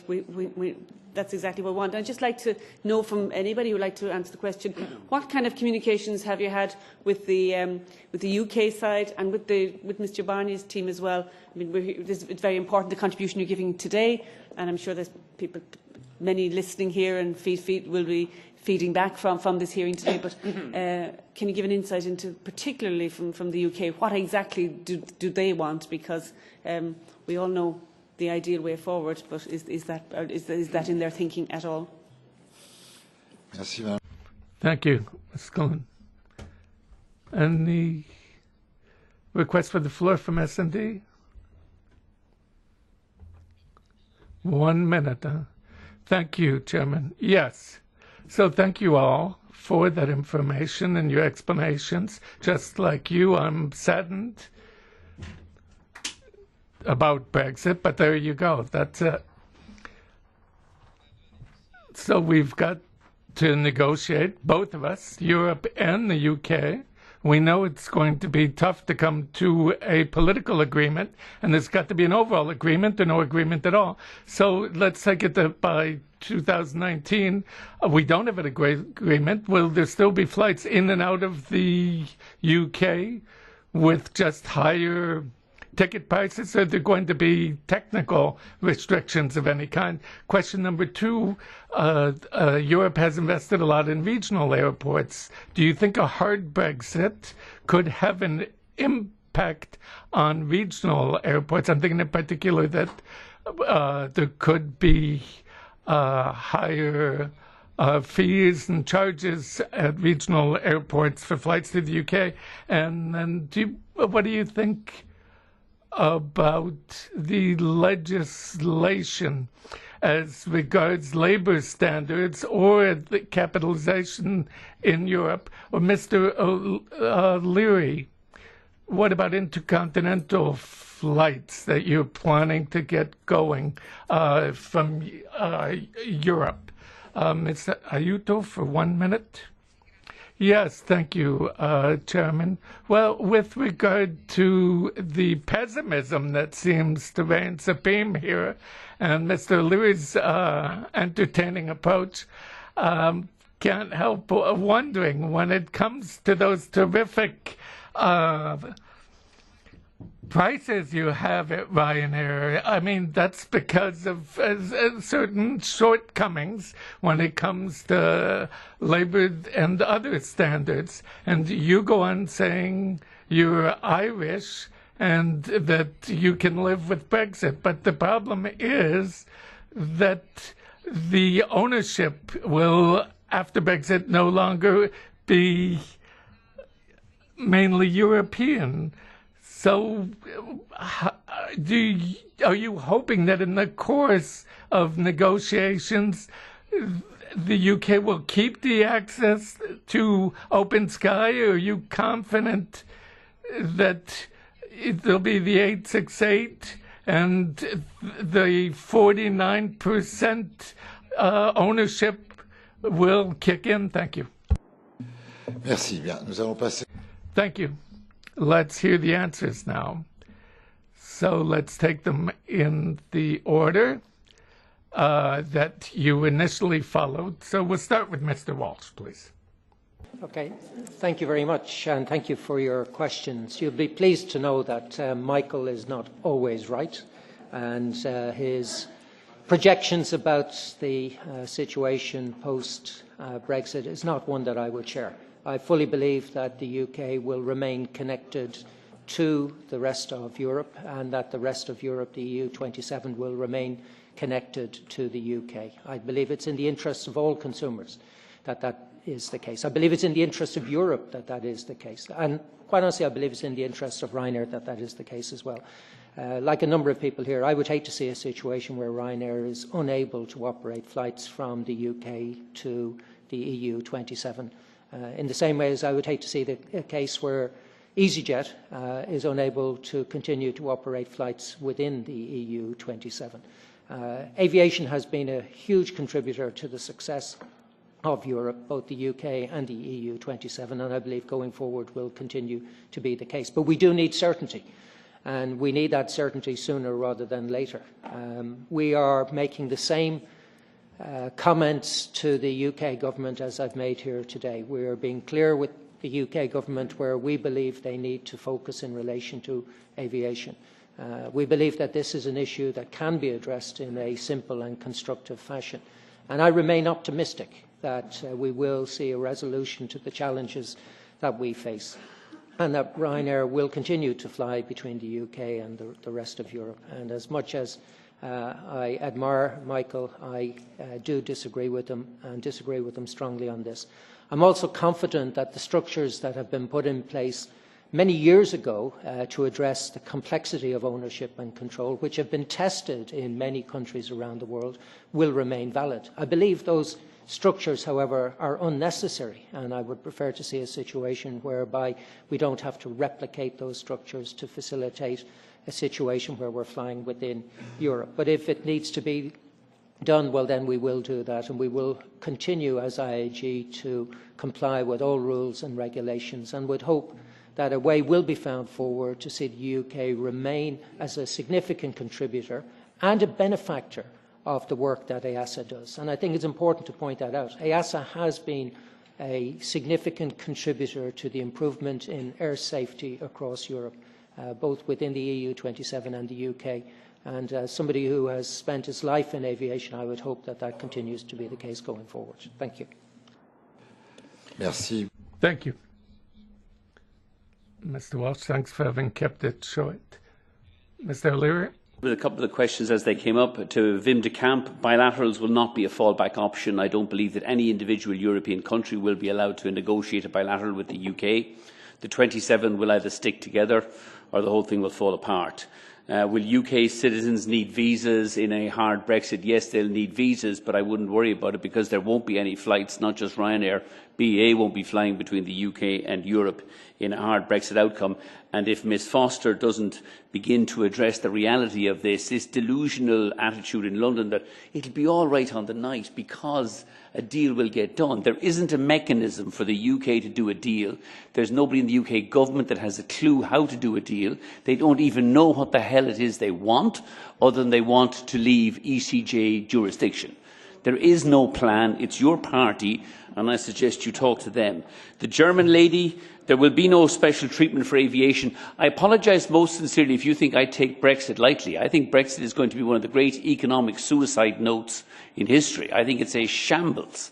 The UK will suffer hugely. Europe will suffer a couple of years of negative growth. It will be very bad for our industry. But yes, because we operate flexible assets, we can move aircraft out of the UK. I think there will be a disruption to flights from April 19 onwards. I don't think the disruption will last for very long. It will be a couple of months before the British people understand that they don't all want to go on holidays in Ireland or in Scotland. And I think the British government will be forced to come to its senses. Mr. Kramer, I love you dearly, but you're as delusional as usual, I'm afraid. Not alone do we fly to Denmark, we're the fastest growing airline in Denmark. We've gone from nowhere to the #3 airline in Copenhagen in 18 months. we have also accounted for almost 100% of Copenhagen's growth in the last 2 years. The reason we don't base aircraft in Denmark is because there's some bizarre Danish model that allows SAS unions to blockade our aircraft and our passengers, despite the fact that our people and our passengers do not support the activities by Danish unions. But if secondary picketing is allowed in Denmark and Europe does nothing about that kind of industrial terrorism, then shame on you. But don't worry, we're growing very rapidly in Denmark and the Danes can't get enough of our low fares. Deirdre Clune, yes, there is communications with the UK government.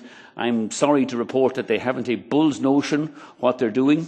They generally seem to think there's going to be a red, white and blue Brexit, but when you ask them how the hell you're going to get there, they haven't a clue. And as I said, one of their ministers suggests that the way of replacing open skies between the UK and Europe is an open skies agreement with Pakistan. There will be a lot of Pakistanis who'd like to travel to the UK. I'm not quite sure all those Brits who like to holiday in Spain, Portugal and Greece fancy Karachi for their summer holidays. Mr. Baye, if there is no deal, there will be no deal. There will be no flights. There is not a mechanism. The problem is there is not a legal mechanism on which the airlines can operate in a hard Brexit, no deal outcome. So there's no prospect of having some kind of higher prices at airports or airlines for flights to the UK. There will simply be no flights. Either there is open skies or there is a bilateral, and if there isn't one or the other, there will be no flights for a period of weeks and months. Labour standards remain, I'm pleased to say, very high in Ryanair, high pay, great rosters. We have about 5,000 pilots and cabin crew on a waiting list who want to join us, many of them whom are presently striking within Lufthansa, Alitalia and BA, where there are admittedly low standards of labour among the legacy carriers. And the last question, ownership post-Brexit is a real issue for the Italian lady. Not much for Ryanair. About 20% of our shareholders currently are UK. We are engaged in a continuing share buyback. In actual fact, it might help me to accelerate my share buyback if the UK shareholders are forced to sell. Do I hope the UK will keep Open Skies access? I absolutely do. I hope the UK will reverse the decision on Brexit, and I think when they begin to realise come September, October 2018 that there's no more cheap flights, in fact there's no flights to Spain, Portugal and Italy in summer 19, maybe the average British voter who doesn't really understand passporting of financial services, doesn't understand Euratom, but they do understand that they want to go on cheap holidays to Spain, Portugal, Italy and Greece, will begin to understand that they were misled and sold a pup by the Brexiteers in the referendum last year, and they will change their minds. We should be optimistic. The Brits, I believe, will change their minds because it's going to get very bad for them in the next 6 or 8 months, I hope. Merci beaucoup, Monsieur O'Leary. Thank you very much, Mr. O'Leary. Mr. Kropp, you're next. Monsieur Kennedy, excusez-moi. Sorry, Mr. Kennedy. Go right ahead. I was going to speak to the issue that Mr. Van de Kamp raised, and the echoes of it were raised by others, which is what happens under the existing bilaterals.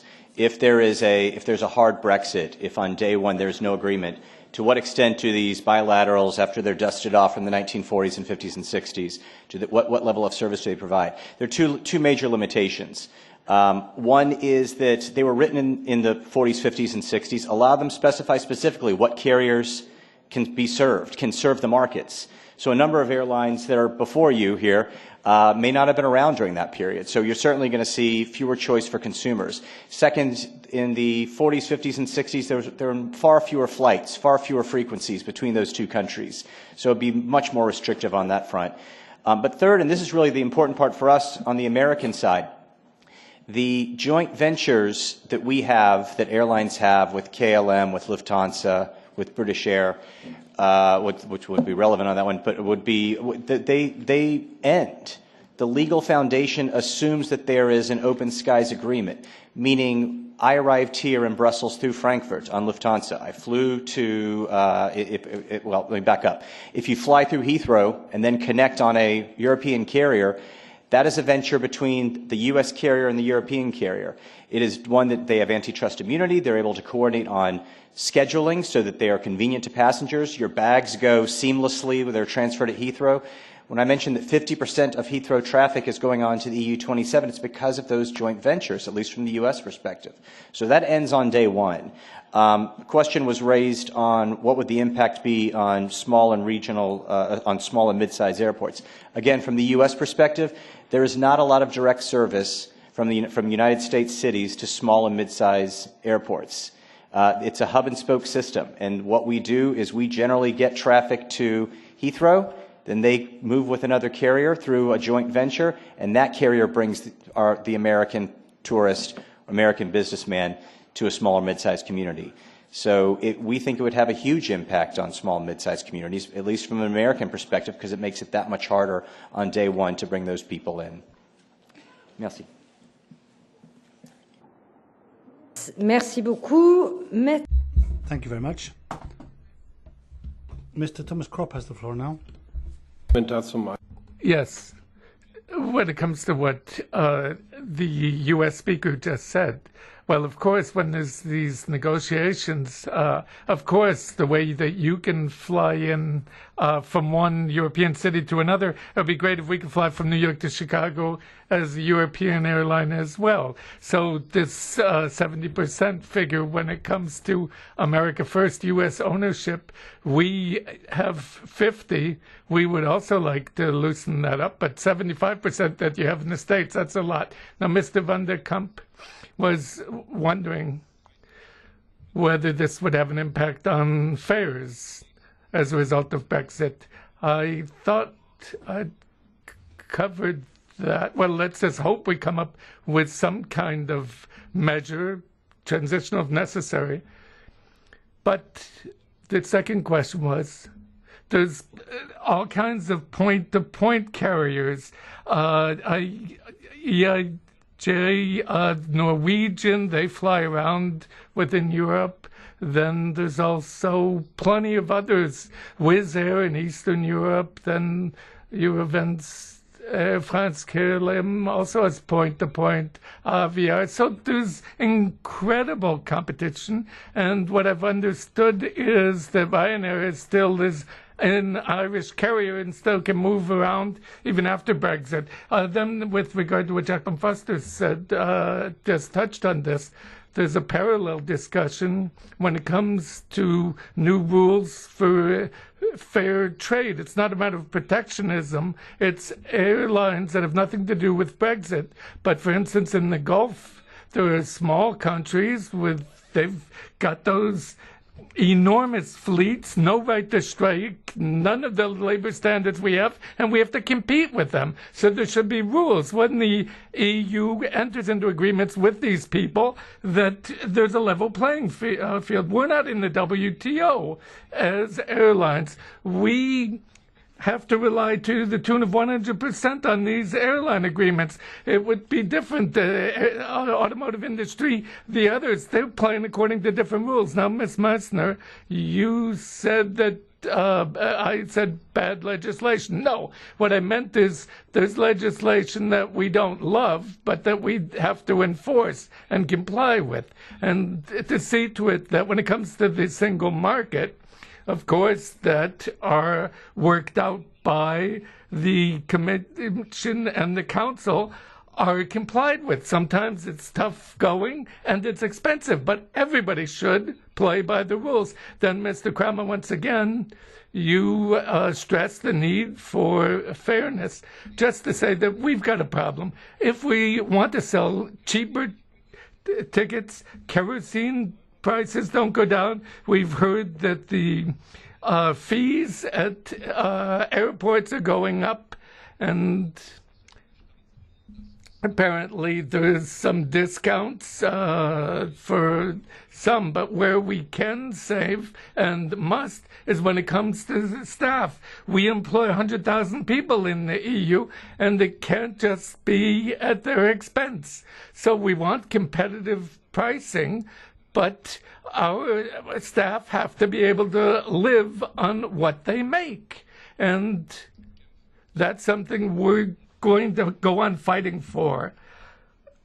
Level playing field and a fair playing field. Thank you very much. I'm going to wind up with Mr. Fastleitner, please.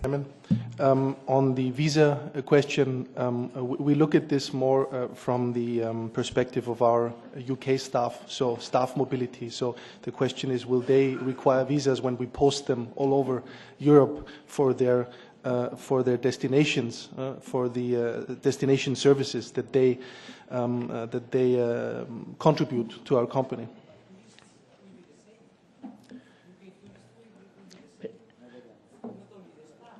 No. I agree with you. No, it's comments of Mike. Sorry. So we look at this from the economic perspective and our own staff, but in terms of tourism, obviously this is also a political issue, whether you want the fast-track procedure for certain countries. So for me, it's a bit too early to comment on that now, but in terms of our own assessment, it's more about the economic part, which deals with our own staff. Frau Meissner, die Frage nach... Ms. Meissner, the question about the potential loss. Well, the study that we commissioned showed that there's 21 billion euros loss in tourism spending within the EU 27. That it could reach that figure since UK tourists will no longer be visiting the EU countries in question. Then when it comes to bookings, it's not that people book 18 months in advance, even though they do book earlier, but we go ahead with looking at capacities, ports, airlines, hotels, etc. Our business plans have to be crafted 18 months in advance. Avant de vous en aller, bien...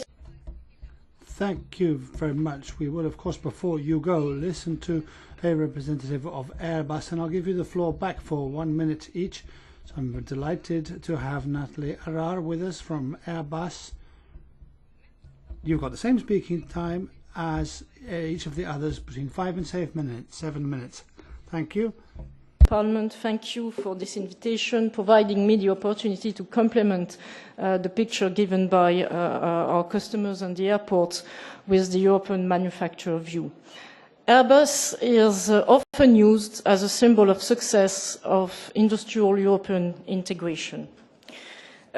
Because we capture 50% of the worldwide market, because we were able to grow, provide technology, innovation, jobs in Europe.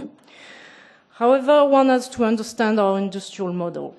Our wings of commercial aircraft are manufactured in the UK, our fuselage in Germany, our tails in Spain, and our nose and the center wing box of our aircraft in France. Therefore, our success, our worldwide success, depends very much on the free movement of people and products traveling seamlessly across borders. And this is what makes our competitiveness on the worldwide stage. On top of our ability to export, those are key drivers of the jobs and the sales we're providing for Europe. If we focus on the UK obviously plays a very important place in our manufacturing footprint, in space and defense, but for the commercial aircraft I've just mentioned, all our wings are manufactured in North Wales, it's Broughton's, and therefore without the UK, Airbus will be a bus and not an aircraft. So UK has always been very important. We directly employ 14,000 people, indirectly 100,000. We have 4,000 companies supplying us in the UK, and a lot of interesting technology and research topics going on in the UK. You have to imagine that those parts can cross the channel several times. So we really need 80,000 business trips a year, and we really need this seamless way to work on our different parts of the product. What about Brexit? Well, I mean, pragmatically, you know that Airbus publicly lobbied against the Brexit at the time of the referendum, and it was not because of ideology, it was common business sense, I would say. Because we're competing on the worldwide stage. So the long-term competitiveness of our different sites across Europe are very important to us. We're competing against the US today, and the day after tomorrow we'll compete against China. So it's very important to preserve this cost aspect. I have only 5 minutes, so let me concentrate on the headlines of our key topics, which at that stage are more questions than answers, because we don't really know how the Brexit will unfold. The first key topic is around movement of staff. As I said, we need to rapidly have people working on different parts. So how to dispatch rapidly an expert, being an Airbus employee from the UK, or being a UK supplier of Rolls-Royce, for example, for the engine, if we have a problem across the channel. That needs to be quick, and that needs to happen efficiently. That's the first element. On top, obviously, of the rights of our expatriate, we have 1,900 people, EU to UK or UK to EU, that obviously we need to take care of. So that's the first question on the agenda. The second big topic for us, which is very concerning, is about the checks at the border and the regulatory divergence. Because we are sending parts and components across borders, we obviously have an interest not to have tariffs and on customs.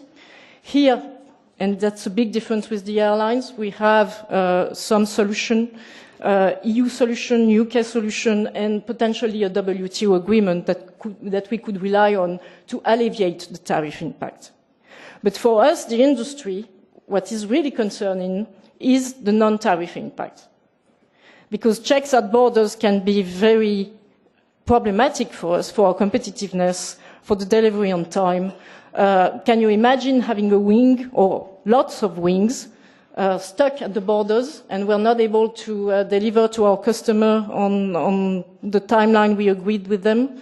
That would be a huge issue for us. Even if there would be a customs union-like agreement that would solve the customs checks at borders, we would still have some issues with the checks at border regarding regulation, and in particular environment. So how do we make sure that those checks are done in a very efficient manner? This is another topic to work on.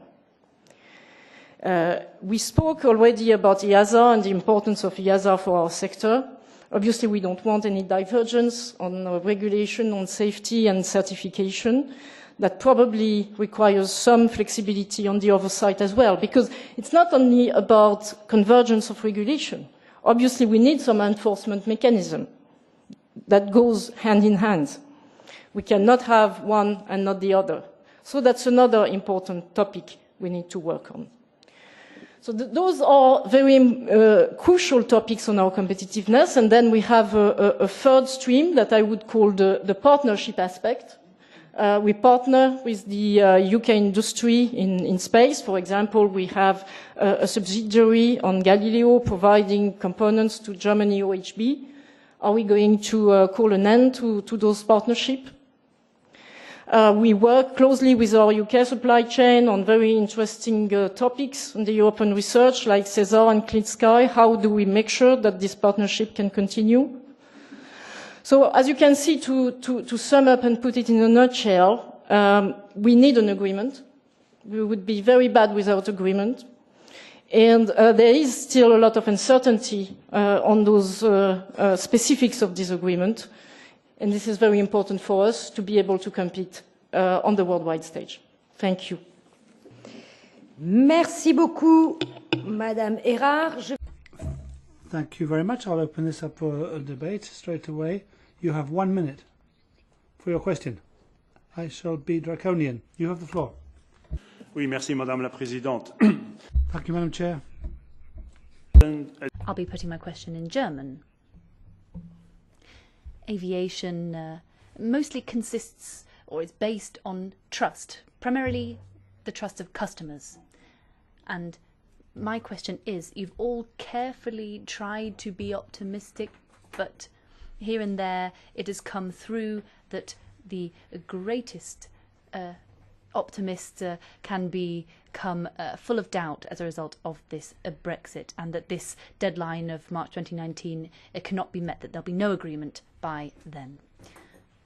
So this is my question. Now, I'm sure you're going to try and ensure that this trust remains, and you're going to have guarantees for that. Is there an opportunity to do that? And when it comes to insurance, will insurance companies not be the greatest beneficiaries of Brexit? Thank you, Mr. Riqueno. Thank you, Madam Chair. I've got 3 thoughts to express, having heard what everybody has had to say. The first point is the panel, the representatives of airports said that Brexit couldn't be seen as a political issue. Unfortunately, it is a political issue, and in this case the economy is suffering from politics. And my impression from what the panel said as a whole was that there's a bit of a panic underway. Nobody's got a clear idea of what's going to happen, nor what solutions to respond with. My second comment, I would quote Mrs. May, Brexit is Brexit. I cannot conceive of any other political proposal now, particularly if we bear in mind our good habit in Europe of saying that nothing is agreed until everything is agreed. The bottom line from all of that, Brexiteers, you don't meet many anymore. Many around here, there must be some still, but the bottom line is clearly the cliff effect, and I don't think from what I've heard that the cliff effect is receding. I think it's just around the corner. Thank you very much. Mrs. Anderson. Can I? 1 minute. We're very proud of Airbus as the UK and as part of Europe. I think it's an amazing success story, so welcome. I flagged up some of the issues initially earlier, but I did want to ask you specifically about what you feel the impact is also in relation to research and development impact in terms of all the European funding programmes and more widely, and also the harmonious industrial relations framework at European level, so European Works Council, social dialogue committees, and the way that that works at the moment to the advantage of everyone, both employers and workers and unions. And then more widely, in terms of, you've flagged up the issue of what you do about your expats and freedom of movement. And I think that's incredibly important. And a number of us are incredibly concerned with the way things are going in terms of the UK government's handling of the situation and the fact that EU citizens' rights are not going to be fully protected. There are major issues about family reunion, which is going to be a huge concern for people in terms of certainty. And also the continuing excuse that is being used that immigrants of all types are having a very difficult time. There's a rise in racism and xenophobia, and that affects everyone's workforce. So if you could comment a bit on those issues, that would be great. Merci beaucoup, Madame Anderson. Thank you very much, Mrs. Anderson. The last speaker in this section will be Mr. Gahler. C'était... Mr. Gahler. Ja, Gahler ist ein deutscher Name. Ah, c'est Galère. Yes, I have one question to Ms. Erard. After having listened to you, the following conclusion came to mind. If everything is so uncertain whether production chains can be maintained with the United Kingdom, if it's so uncertain whether employees will be able to fly to and fro, then the logical conclusion would be we'll move the production chain to the continent. Have you been thinking about that at Airbus? Merci pour vos questions. Alors je me Thank you for all of your questions. I turn now to Mrs. Erard to answer the questions that have been raised for her, more particularly about research and development. I'd like to ask each of you here, it's very difficult, but we're accustomed to this sort of thing here, with 1 minute each, expressing what message you'd like to put across to us. You're the economic protagonists protagonists in economic terms. It's hard, but we'd like to hear your message. You have the floor. To comment on what's going to happen on research and expatriate and citizen rights, because we need an agreement first. So as long as we don't know on which basis the negotiation will unfold, it's quite difficult to comment. Normally, you could figure out a way to have the UK continuing being part of Horizon 2020. As you know, there are precedents. But obviously, as Mr. Riquet recalled, there is a political dimension to that discussion. And since nothing is agreed until everything is agreed, what is going to be the outcome of that discussion? So everything is very much in flux. I cannot possibly comment on what the ultimate proposal from the UK will be on our EU expatriates. The negotiations are just starting. Obviously, we are lucky in Airbus. People focus on their work and common projects. This is what makes Airbus work every day. So I think the political questions have been aside for a while. But of course, politicians need to find an agreement. Otherwise, we're all going to be in trouble. So to answer your question about how to deal with uncertainty and should we plan for a very short-term switch of activities, moving our UK facilities to the continent, Mr. Galler, we are long cycle. We are in a period where we don't know what the political outcome will be. Of course, we'll look at the long-term competitiveness of our different sites at the end of the day, including the UK. But I want to emphasize the know-how and the assets that the UK has built over time. And again, as a European, we're not fighting against the UK. We're partnering with the UK to manufacture the best aircraft in the world. So we want to remain optimistic at that stage, but can we be optimistic? Of course, the questions behind are very important.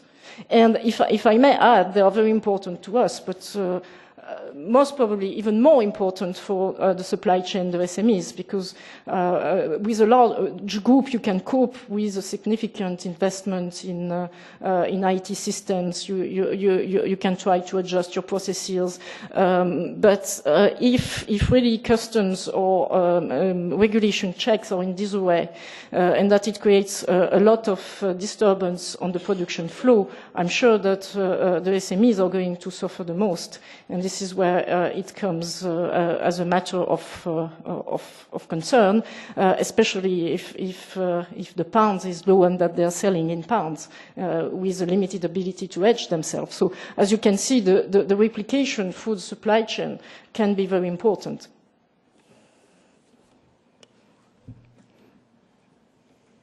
Merci beaucoup. Thank you. What about your conclusion, Mrs. Earhart? What's your conclusion? Last words for us. We always thought that Remain was a better option because we live in an integrated European world. So that's probably the best option from a business point of view. However, politicians are in charge, so let's hope now that they find a deal which is the best for the European manufacturing industry and for our customers, the airlines. Merci beaucoup, Madame Earhart. Thank you very much, Mrs. Earhart. Mr. Golden has the floor to conclude now, please. Thank you, Madam Chair. Well, for those airports that will still be in Europe and in the single market, the real question is going to be what's going to be the impact of the outcome of the negotiations on those operators, those carriers that will be leaving the single market, and the impact on the single market of their exit and the impact on the airlines. Goldenel. Monsieur Tolan. Thank you very much. Mr. Tolan, please. I think four things just to conclude. One, clearly Ireland's the most exposed to air connectivity from the EU members after Brexit. Secondly, it's important to remember we're the most key for the UK because they lack their own connectivity within the UK in air. Thirdly, just to address the point comprehensively around EASA and ECAC, I absolutely fundamentally believe it must stay intact. It's a critical cornerstone and common sense should prevail, but I'd like to see it. So it's not a question of it's absolute agreement with Ms Foster and her remarks. And lastly, I think we just simply need clarity, the how and the when, and it's just not there whether people like it or not. Thank you. Merci beaucoup. Monsieur. Thank you, Mr. Walsh, please. You have 1 minute. What's the message you'd like to put across to us? Thank you. Aviation is one of the great success stories of the EU, and I'm pleased to say that the United Kingdom has always supported an open, liberal and deregulated air transport market. So I think Europe is pushing through an open door. I think we need to work to agree a liberal, comprehensive air transport agreement between the UK and the EU, retaining all of the significant consumer benefits that have been achieved. And I remain optimistic that that will be achieved going forward. Thank you. Monsieur O'Leary. Mr. O'Leary. Opposite view. I think the UK, if it doesn't change its current policy, is heading for a hard Brexit. In a hard Brexit, there will be a disruption to flights between the UK and Europe, not just Ryanair, all flights between the UK and Europe from April 2019 onwards for probably that summer period. The deadline, and I urge you to take away from this, the deadline is not March 2019. The deadline for the airlines is September, October 2018. We will start cancelling flights 6 months before the March 19. We will not wait until March 2019. And one last point, there was a couple of comments there from Mr. Kramer and some other people about regional airports losing money. I give you the way for regional airports to stop losing money is to grow. Charleroi used to have about 20,000 passengers a year and lost money. It now carries about 9 million passengers a year and makes about 40 million euros a year in profits. Merci. Monsieur Kennedy. Thank you, Mr. Kennedy. I think the biggest takeaway for us, I've been to many member countries. I've been to the EU offices, UK offices. Many people, when they're meeting with the airlines, they view them in the same way that they're looking at other industries, and they say, we don't want to discuss a sectoral-based approach right now. We need to do something comprehensive. Our message is simply one of why air travel is unique, not only to your constituencies, but as an industry. The way that air service is regulated, the way air service agreements work, and how there is really, again, no fallback position. I really appreciate the Chair for bringing us together. I hope that as you are talking to your counterparts in your member countries, you can reinforce this notion of you need to be very focused on autos, on pharmaceuticals and other issues, but aviation really has a unique position that needs to be addressed. Thank you, Madam Chair. Merci beaucoup. Monsieur Kropp, c'est à vous. Thank you, Mr. Kropp, now, please. 25 years of the single market. That's a unique success story in air transport. We want that to remain the case. Lufthansa is a private company in Germany, a company that stands for an open market and it is against protectionism. Germany advocates this, and if we're going to have a Brexit, then we need regulations to ensure that this open market remains. And I've said on several occasions, for those participants in the open market, the laws that the European Union sets out must apply. There should be no kind of second class. That way we can find a rapid solution, and I am therefore not unoptimistic that we'll, after long negotiations, come up with a solution. I mean, perhaps there might be a change of mind, I don't know, in the UK here. I think this is a wonderful opportunity to change things. I mean, hope springs eternal. And Mr. van der Kamp said Brexit is impossible, and perhaps that's true. I mean, we've seen today that it's very difficult. I know that, there may be other opinions, but hope springs eternal. Well, thank you. So certainly Brexit is a very emotional topic, and that's why we urge to look at it in a very pragmatic way. And then you will see that Brexit will affect tourism both in the UK and in the EU 27 in a negative way if there is no deal or a bad deal on aviation. Thank you. Merci beaucoup. Thank you very much. Today's conclusion is that we are not able to reach conclusions, but the European Parliament has played its role. It's given you a sounding board. It's given you the floor. We've been able to discuss our ideas. My conclusion is if we'd had our guests vote, they'd all have voted in favour of Remain, and the arguments that they've put forward are ferociously pro-European. We've heard about single European sky. We've heard about research programs and EASA's role. So these are things that we're working on every day, and we need to go on defending this European model, which has improved connectivity and travel around Europe. And you can give a huge round of applause, please, to our guests who stuck to their time and have been tried very hard to get their viewpoints across to us. We're grateful. Thank you all very much to our guests. Et nous nous retrouvons, pour ceux qui... And those of us who remain will meet up together in a little while.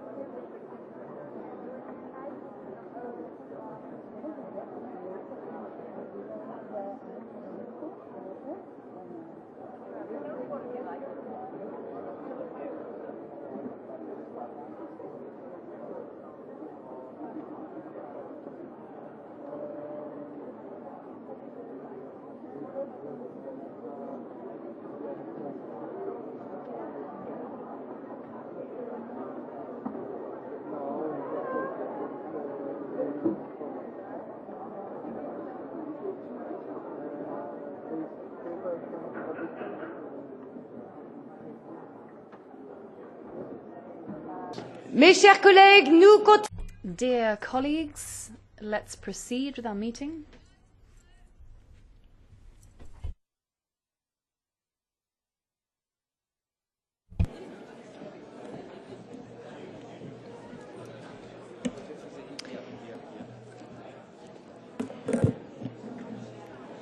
Si vous voulez discuter...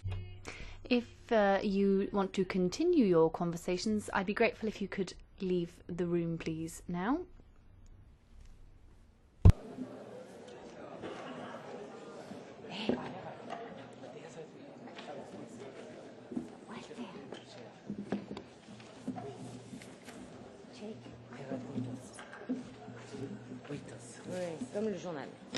Nous avons le plaisir. We are delighted to welcome to our committee Mr. Harald Reuters. Now we will be looking at the outcome of the CEF calls that was open between October 2016 and February of this year. This third cycle of CEF calls is split into two sub-calls, the multi-annual and annual programs. They were focused on three objectives: removing bottlenecks and establishing missing links, strengthening rail interoperability, and in particular improving border crossings. That was the first objective. The second objective was to guarantee sustainable transport systems that are effective in the long term in order to prepare for expected future transport flows, and also to allow decarbonisation, as well as to optimise the integration of modes of transport and to strengthen the interoperability of transport services. And I'm very much looking forward to finding out about the outcome of these calls. If I've understood correctly, they were adopted last week. So now, Mr. Reuters, I would like to give you the floor. I am very pleased that you are here on the podium, because often when we see each other, well, it's really someone who's very involved with this committee, and every time we ask you to do something, you're very much always available and so generous with your time. Thank you for being here, and you have the floor. Merci, Madame la Présidente. Merci de... Thank you very much, Madam Chair. Thank you very much for your welcoming words and for this honour of being here today. And it is with great pleasure that I will present the results of this call. Allow me to do this in English because I've got the slides in front of me in English, but I will be happy to respond in French to questions. To present here the results of this 2016 calls, where I would like to refer first of all to the presence also of the Commissioner who was with you in the last session and who already announced or pre-announced at that moment in time the results of this call that was largely oversubscribed, and where she already indicated the time process afterwards. And I'm now here with you to present you a few results very briefly. I know you had a very long day, which started with a nice debate this morning very early, also with the Estonian minister, who was highlighting the presidency's let's say, focus, which is also on the Connecting Europe facility, but also on digital, as you know, Chair. So, first of all, I would like to highlight that this time around, in this third selection, we are putting forward 2.7 billion investment.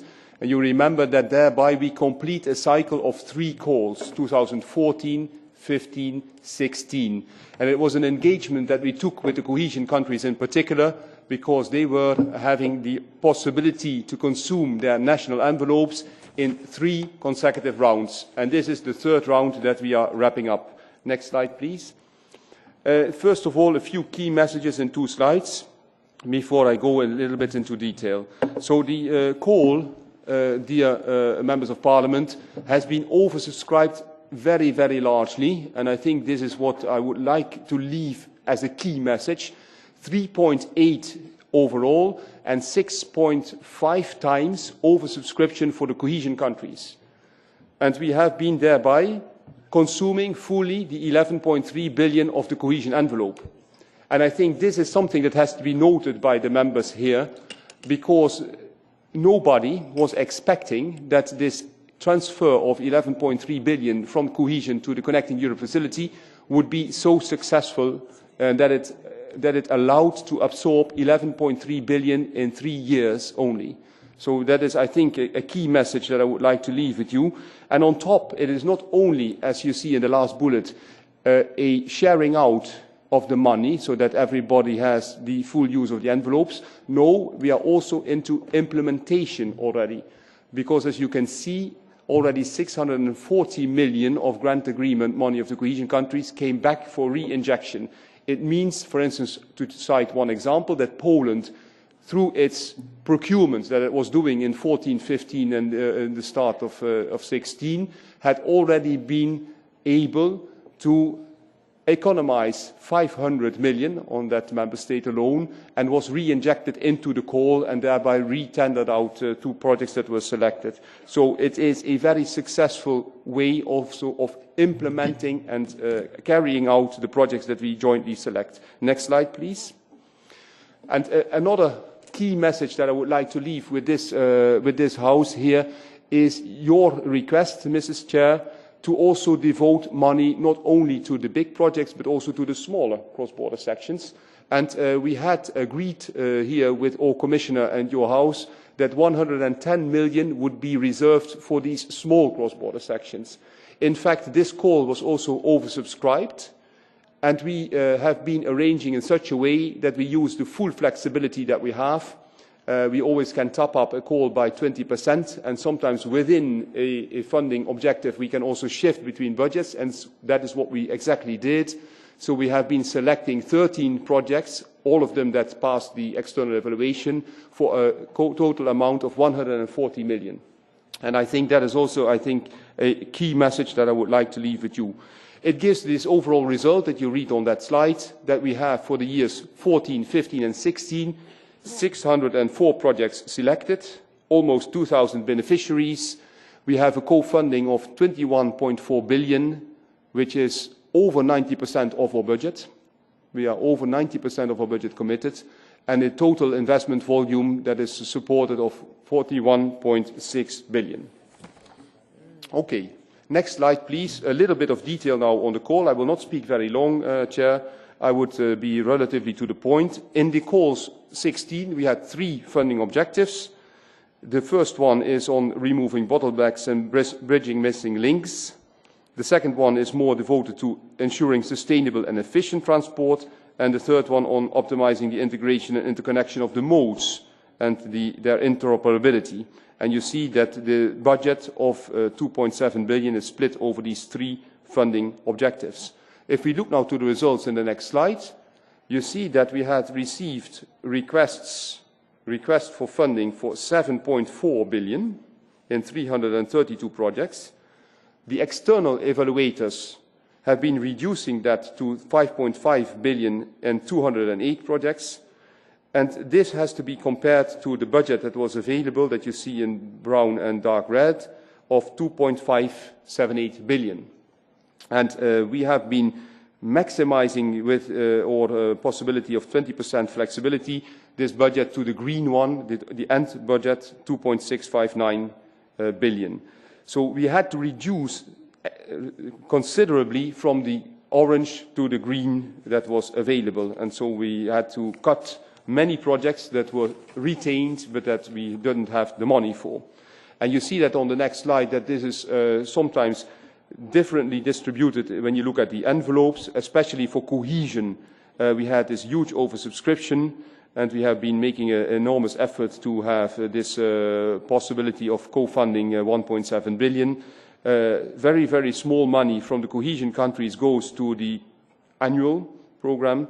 For the multi-annual, we have been also making an effort to have a bit more money available, especially for those fields like ERTMS, innovation, ITS, and so forth. And then the annual program you see here is clearly, of course, including these small cross-borders.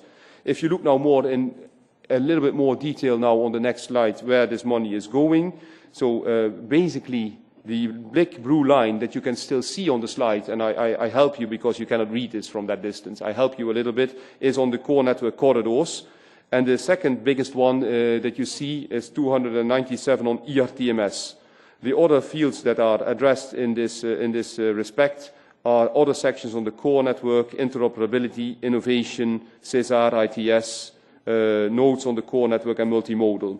So that is for the cohesion envelope. And if we now look at the next slide on the general envelope, it's a bit more visible in the red colors, but nevertheless you cannot see what the names are. The biggest envelope is CESAR, and then you have ERTMS, innovation, ITS, motorways of the sea, nodes, and then also you see alongside the projects on the core and comprehensive network, which is this 140 million I was referring to you.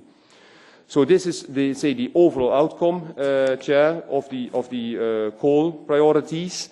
I would like to leave the members of Parliament with this, general message that we are hugely oversubscribed, that we optimise the budget as much as we can, that we have cohesion after 3 years fully consumed, and that we made a special effort on the annual where we have been putting additional budget on the small cross-border projects. Of course, Chair, you have seen this nice volume that is available to all of you. It's our third one. I mean, you have perhaps also these little bricks or Bibles, as we call them, from 2014 and 15. This is the 16 one. It's the last one of this volume because after this, we have, in fact, only 1 billion at this moment outstanding in the blending call. And after the blending call, there will be a little bit less than 1 billion still available for the years 18, 19, and 20. Of course, Chair, we will work together with your committee on the full use of the money. You know that we have been doing that in the past period with use it or lose it. So some money will be flowing back, but these exercises will only happen in 18, 19 and 20, and so we will come back later to this committee for that type of exercise. But this is the last big exercise on the calls that we are tendering out. Je vous remercie, Madame la Présidente. Thank you very much, Madam Chair, for giving me this opportunity to very briefly explain our results to you. We are very pleased with the collaboration that we've experienced with your committee and also with member states. The Connecting Europe facility has shown that it is able to consume the budget it's allocated. We're seeing that we're focusing more and more money on innovation, new fuel types, cross-border projects, which are also very important when it comes to the global network, and we're very pleased with the cooperation we've had so far. So we hope that this will continue in future. Thank you very much, Madam Chair. Thank you very much, Mr. Ruiters, for the clarity of your presentation and your willingness to share your work with us on such a regular basis. I'd first like to give the floor to Mr. Wim van der Kamp. Thank you very much, Madam Chair. I'm really quite affected by the enthusiasm of Mr. Ruiters. After that very difficult afternoon on Brexit, it's nice to hear something positive for once. Even when we're talking about billions of euros. But I have to say I'm a bit exhausted, so I've only got a couple of questions. First of all, I'll be reading this Bible closely during my holidays, and I shall be comparing it to the other Bibles too, to check if there are any errors and whether there are any duplications. No, actually I've got two questions. First of all, the sort of tempo of payments. What Mr. Ruiters said is that we've got this MFF now that goes on until the 31st of September 2020. Is there going to be a continuation of this pace of payment? For example, the new MFF might come a year later. So there's actually I've got two questions. On the one hand, the sort of pace of payments, and secondly, what if the MFF comes a year later than it should? We've got elections, a new commission, and that might well be problematic. Now, I don't want to create any problems, of course. Now, another question. What has DG Regio learned from this success? We've got this cohesion envelope and it's been used very well. Will they now be working together better? Are they jealous? Are they going to present problems, be difficult? Assuming that the cohesion money falls under DG Regio. Yes, okay, good. I wasn't sure about that. And also, this is my last question now. I hope that the position of DG Move, when it comes to Oettinger, for example, is going to be reinforced. I don't wish Mr. Ruiters only all the success in the new negotiations, but I hope that Ms. Bulc will use this success to guarantee CEF, FC and blending and to expand them as much as possible. Thank you very much. Thank you very much, Mr. van der Kamp. Ms. Ayala Sender, please. Gracias, Presidenta. También me uno a su reconocimiento. Thank you, Madam Chair. I would concur with what you say about the work done by Mr. Ruiters, and there's been a response to all of our requests and from all of our constituencies. I can only say how pleased I am and how delighted people in my region were to receive this support, Missing Link, and on the studies. I remember when you said, Chair, the final studies, I really latched onto that adjective, the final studies. My region's very pleased, and this has been a joint task with the other region as well, Aquitaine. But as Mr. van der Kamp said, we also need to begin to prepare. We have to start pedalling, if you like, cycling. I know you like cycling, so as to ensure that in the upcoming infrastructures budget, that's up to the ambitions that we've expressed. I think you said it very well. There's not just the demand, but at some stage I think your services, your department, should be trying to calculate how much we need to spend, even with this just a matter of completing what's been committed for the calls you mentioned for the 3 years, 2015, 2016, 2017. So that would be a first ballpark figure regarding the commitments we already have. And the second thing would be, as you say, how much were we asked for that we weren't able to provide? That would be a large figure. And then, of course, there's the realistic side of it that I'm sure your services will be working on already. Now, methodology. I think the matter of the CEF methodology is something we ought to be able to promote now. We ought to be able to sell this across the board to show that the Commission has great successes, even vis-à-vis the EIB. We've had to fight hard for a number of months on the matter of the CEF. So I think that it's worth stepping back and noting that the format and methodology of CAF has been helpful, as you've demonstrated, as you've shown, helpful not just to enlargement countries when it comes to improving their investment and situation, but this is something that also provides formats on both sides really. REGI on the one hand and FC and EIB on the other, and this is a success stories set up by your services and DG Move, and we'd like to support you in that effort. We'll certainly continue to do so. Thank you. Thank you very much, Ms. Ayala Sender. Mr. Karima, please. Yes, thank you very much for your presentation.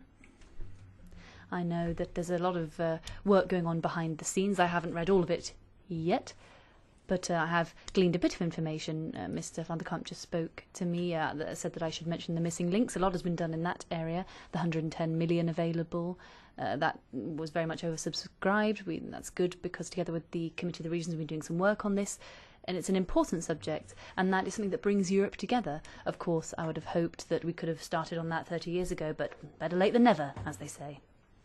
I've got two questions. Now, 40 million is going to be on a particular missing link.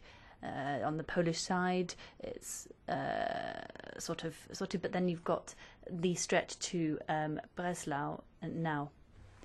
Have you negotiated on this with the German government when this happens next time? Because I've heard that the state of Brandenburg wanted to do the planning for this route, wanted to pre-finance it, and the German transport minister prohibited that because there's this German federal motorway under planning. The German government is maintaining its national perspective, but it's having financing for a particular route. What are the possibilities for exercising pressure to ensure that this is co-financed next time? Secondly, on roads, there are a number of countries with hardly any road tolls at all. 100% of railways are toll railways, but roads are not. What about that? Will there be certain conditions? How many of the road projects that have been co-financed will have a toll? Because for every railway project there is a toll. And now my third question. There's a problem with the road projects in the Czech Republic, and because I have been told anyway that Mr. Juncker has said that we'll approve that without the UVP rules being observed. Has that now been resolved, or will they also, or still get co-financing even though they are not observing the environmental impact assessment rules. I'd be interested to hear that.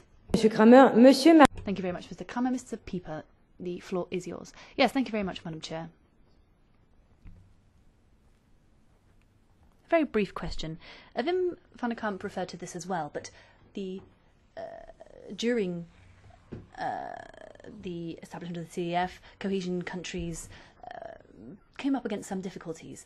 What is the situation with the distribution of the money? We've got this question of national envelopes, certain countries being prioritised, others not so much.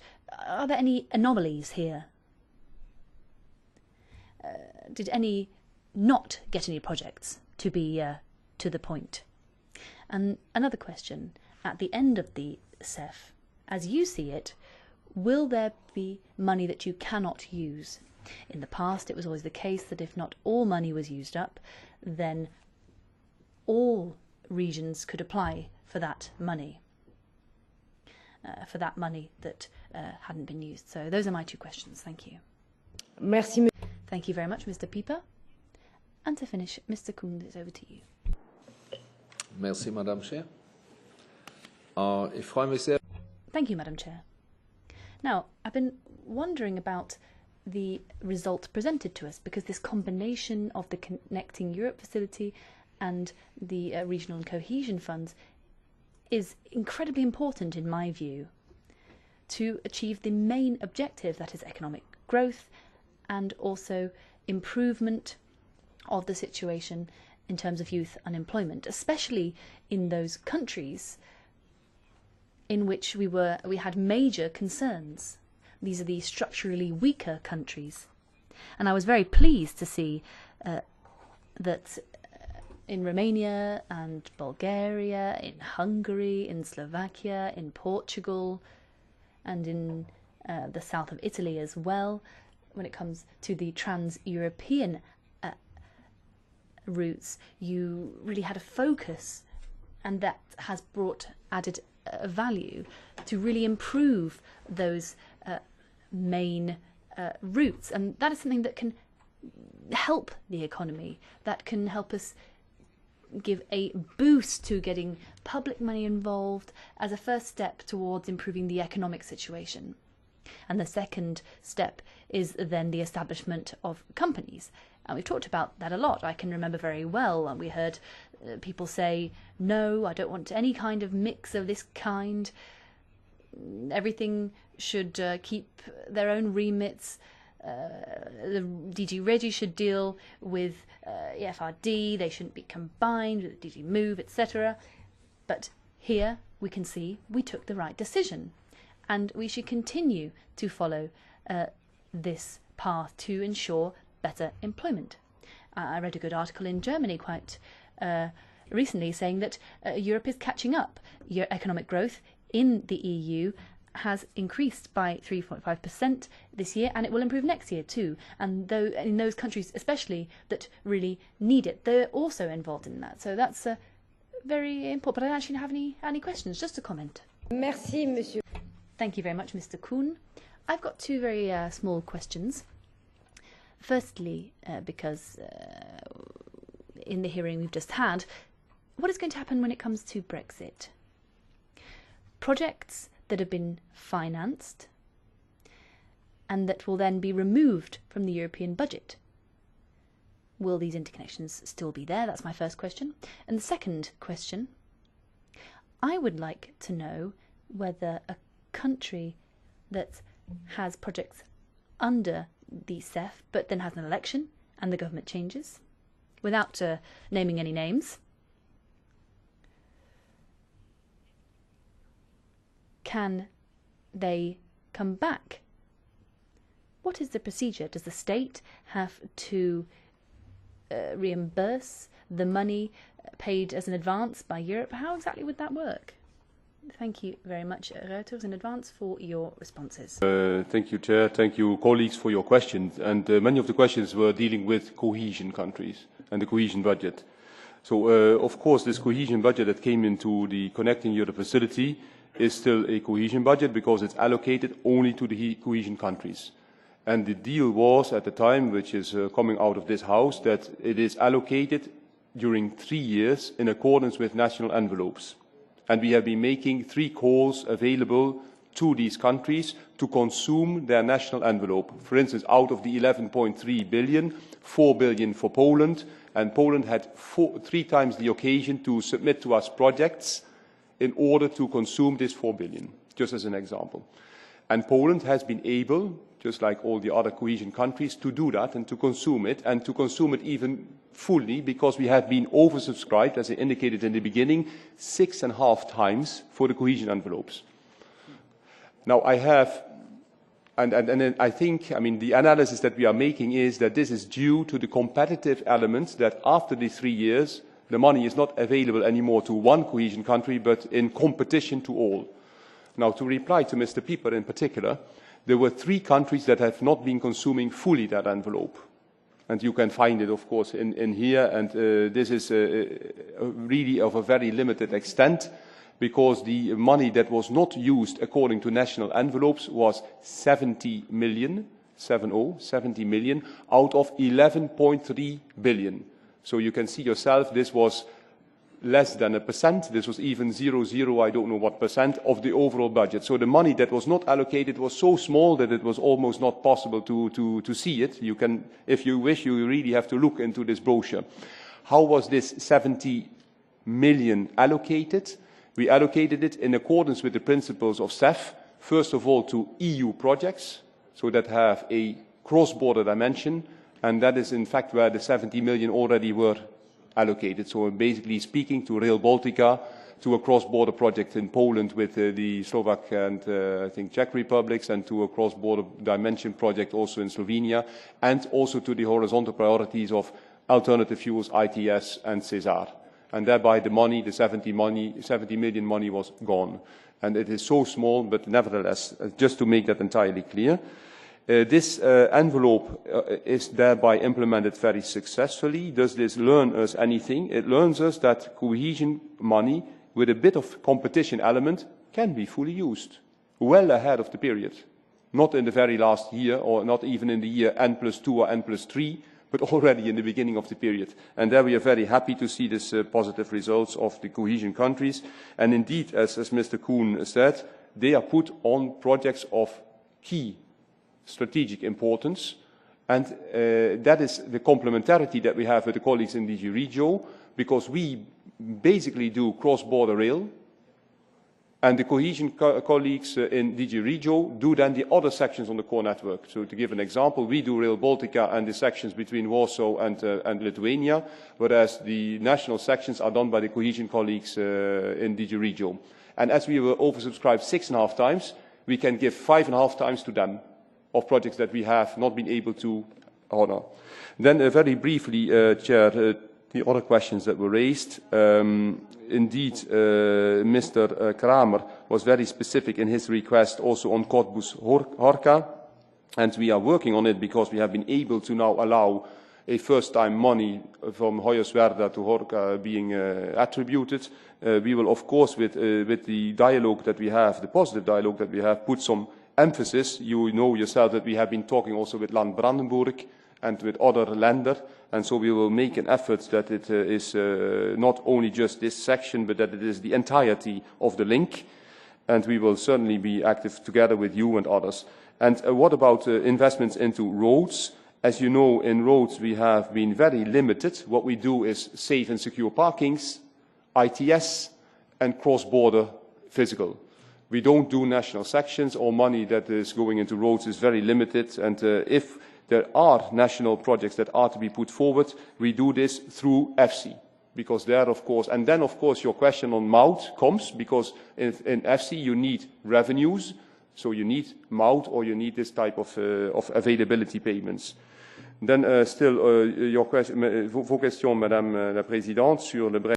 So, Madam Chair, when it comes to Brexit or a change in government, when it comes to Brexit, for the time being, the projects involving the UK are underway. They're being executed because naturally, so far we don't know what the outcome of the negotiations is going to be. So when it comes to our portfolio with the UK, it's all manageable because most of the projects are going to wind up in 2019. So that's a state of play. Needless to say, there's going to be an in-depth assessments once we see what the outcome of the negotiations is. I'm not going to say anything more than that. When it comes to a change in government, well, yes, we see that everywhere all the time. And it doesn't necessarily change the commitments that we've entered into with governments through financing agreements. If there's a financing agreement which a member state doesn't comply with because it stops at its end, then the annual budget that's not the part that isn't used up will flow back into our resources, because if there's not compliance with the plans and timelines, then that money will come back. But I'm going to ask my colleague Andreas to address the question from Mr. van der Kamp when it comes to 1 + 1 + 2, that is to say, or maybe you'd like to answer. And my question, you forgot with check the road. Yeah? Okay, please, yes. Okay.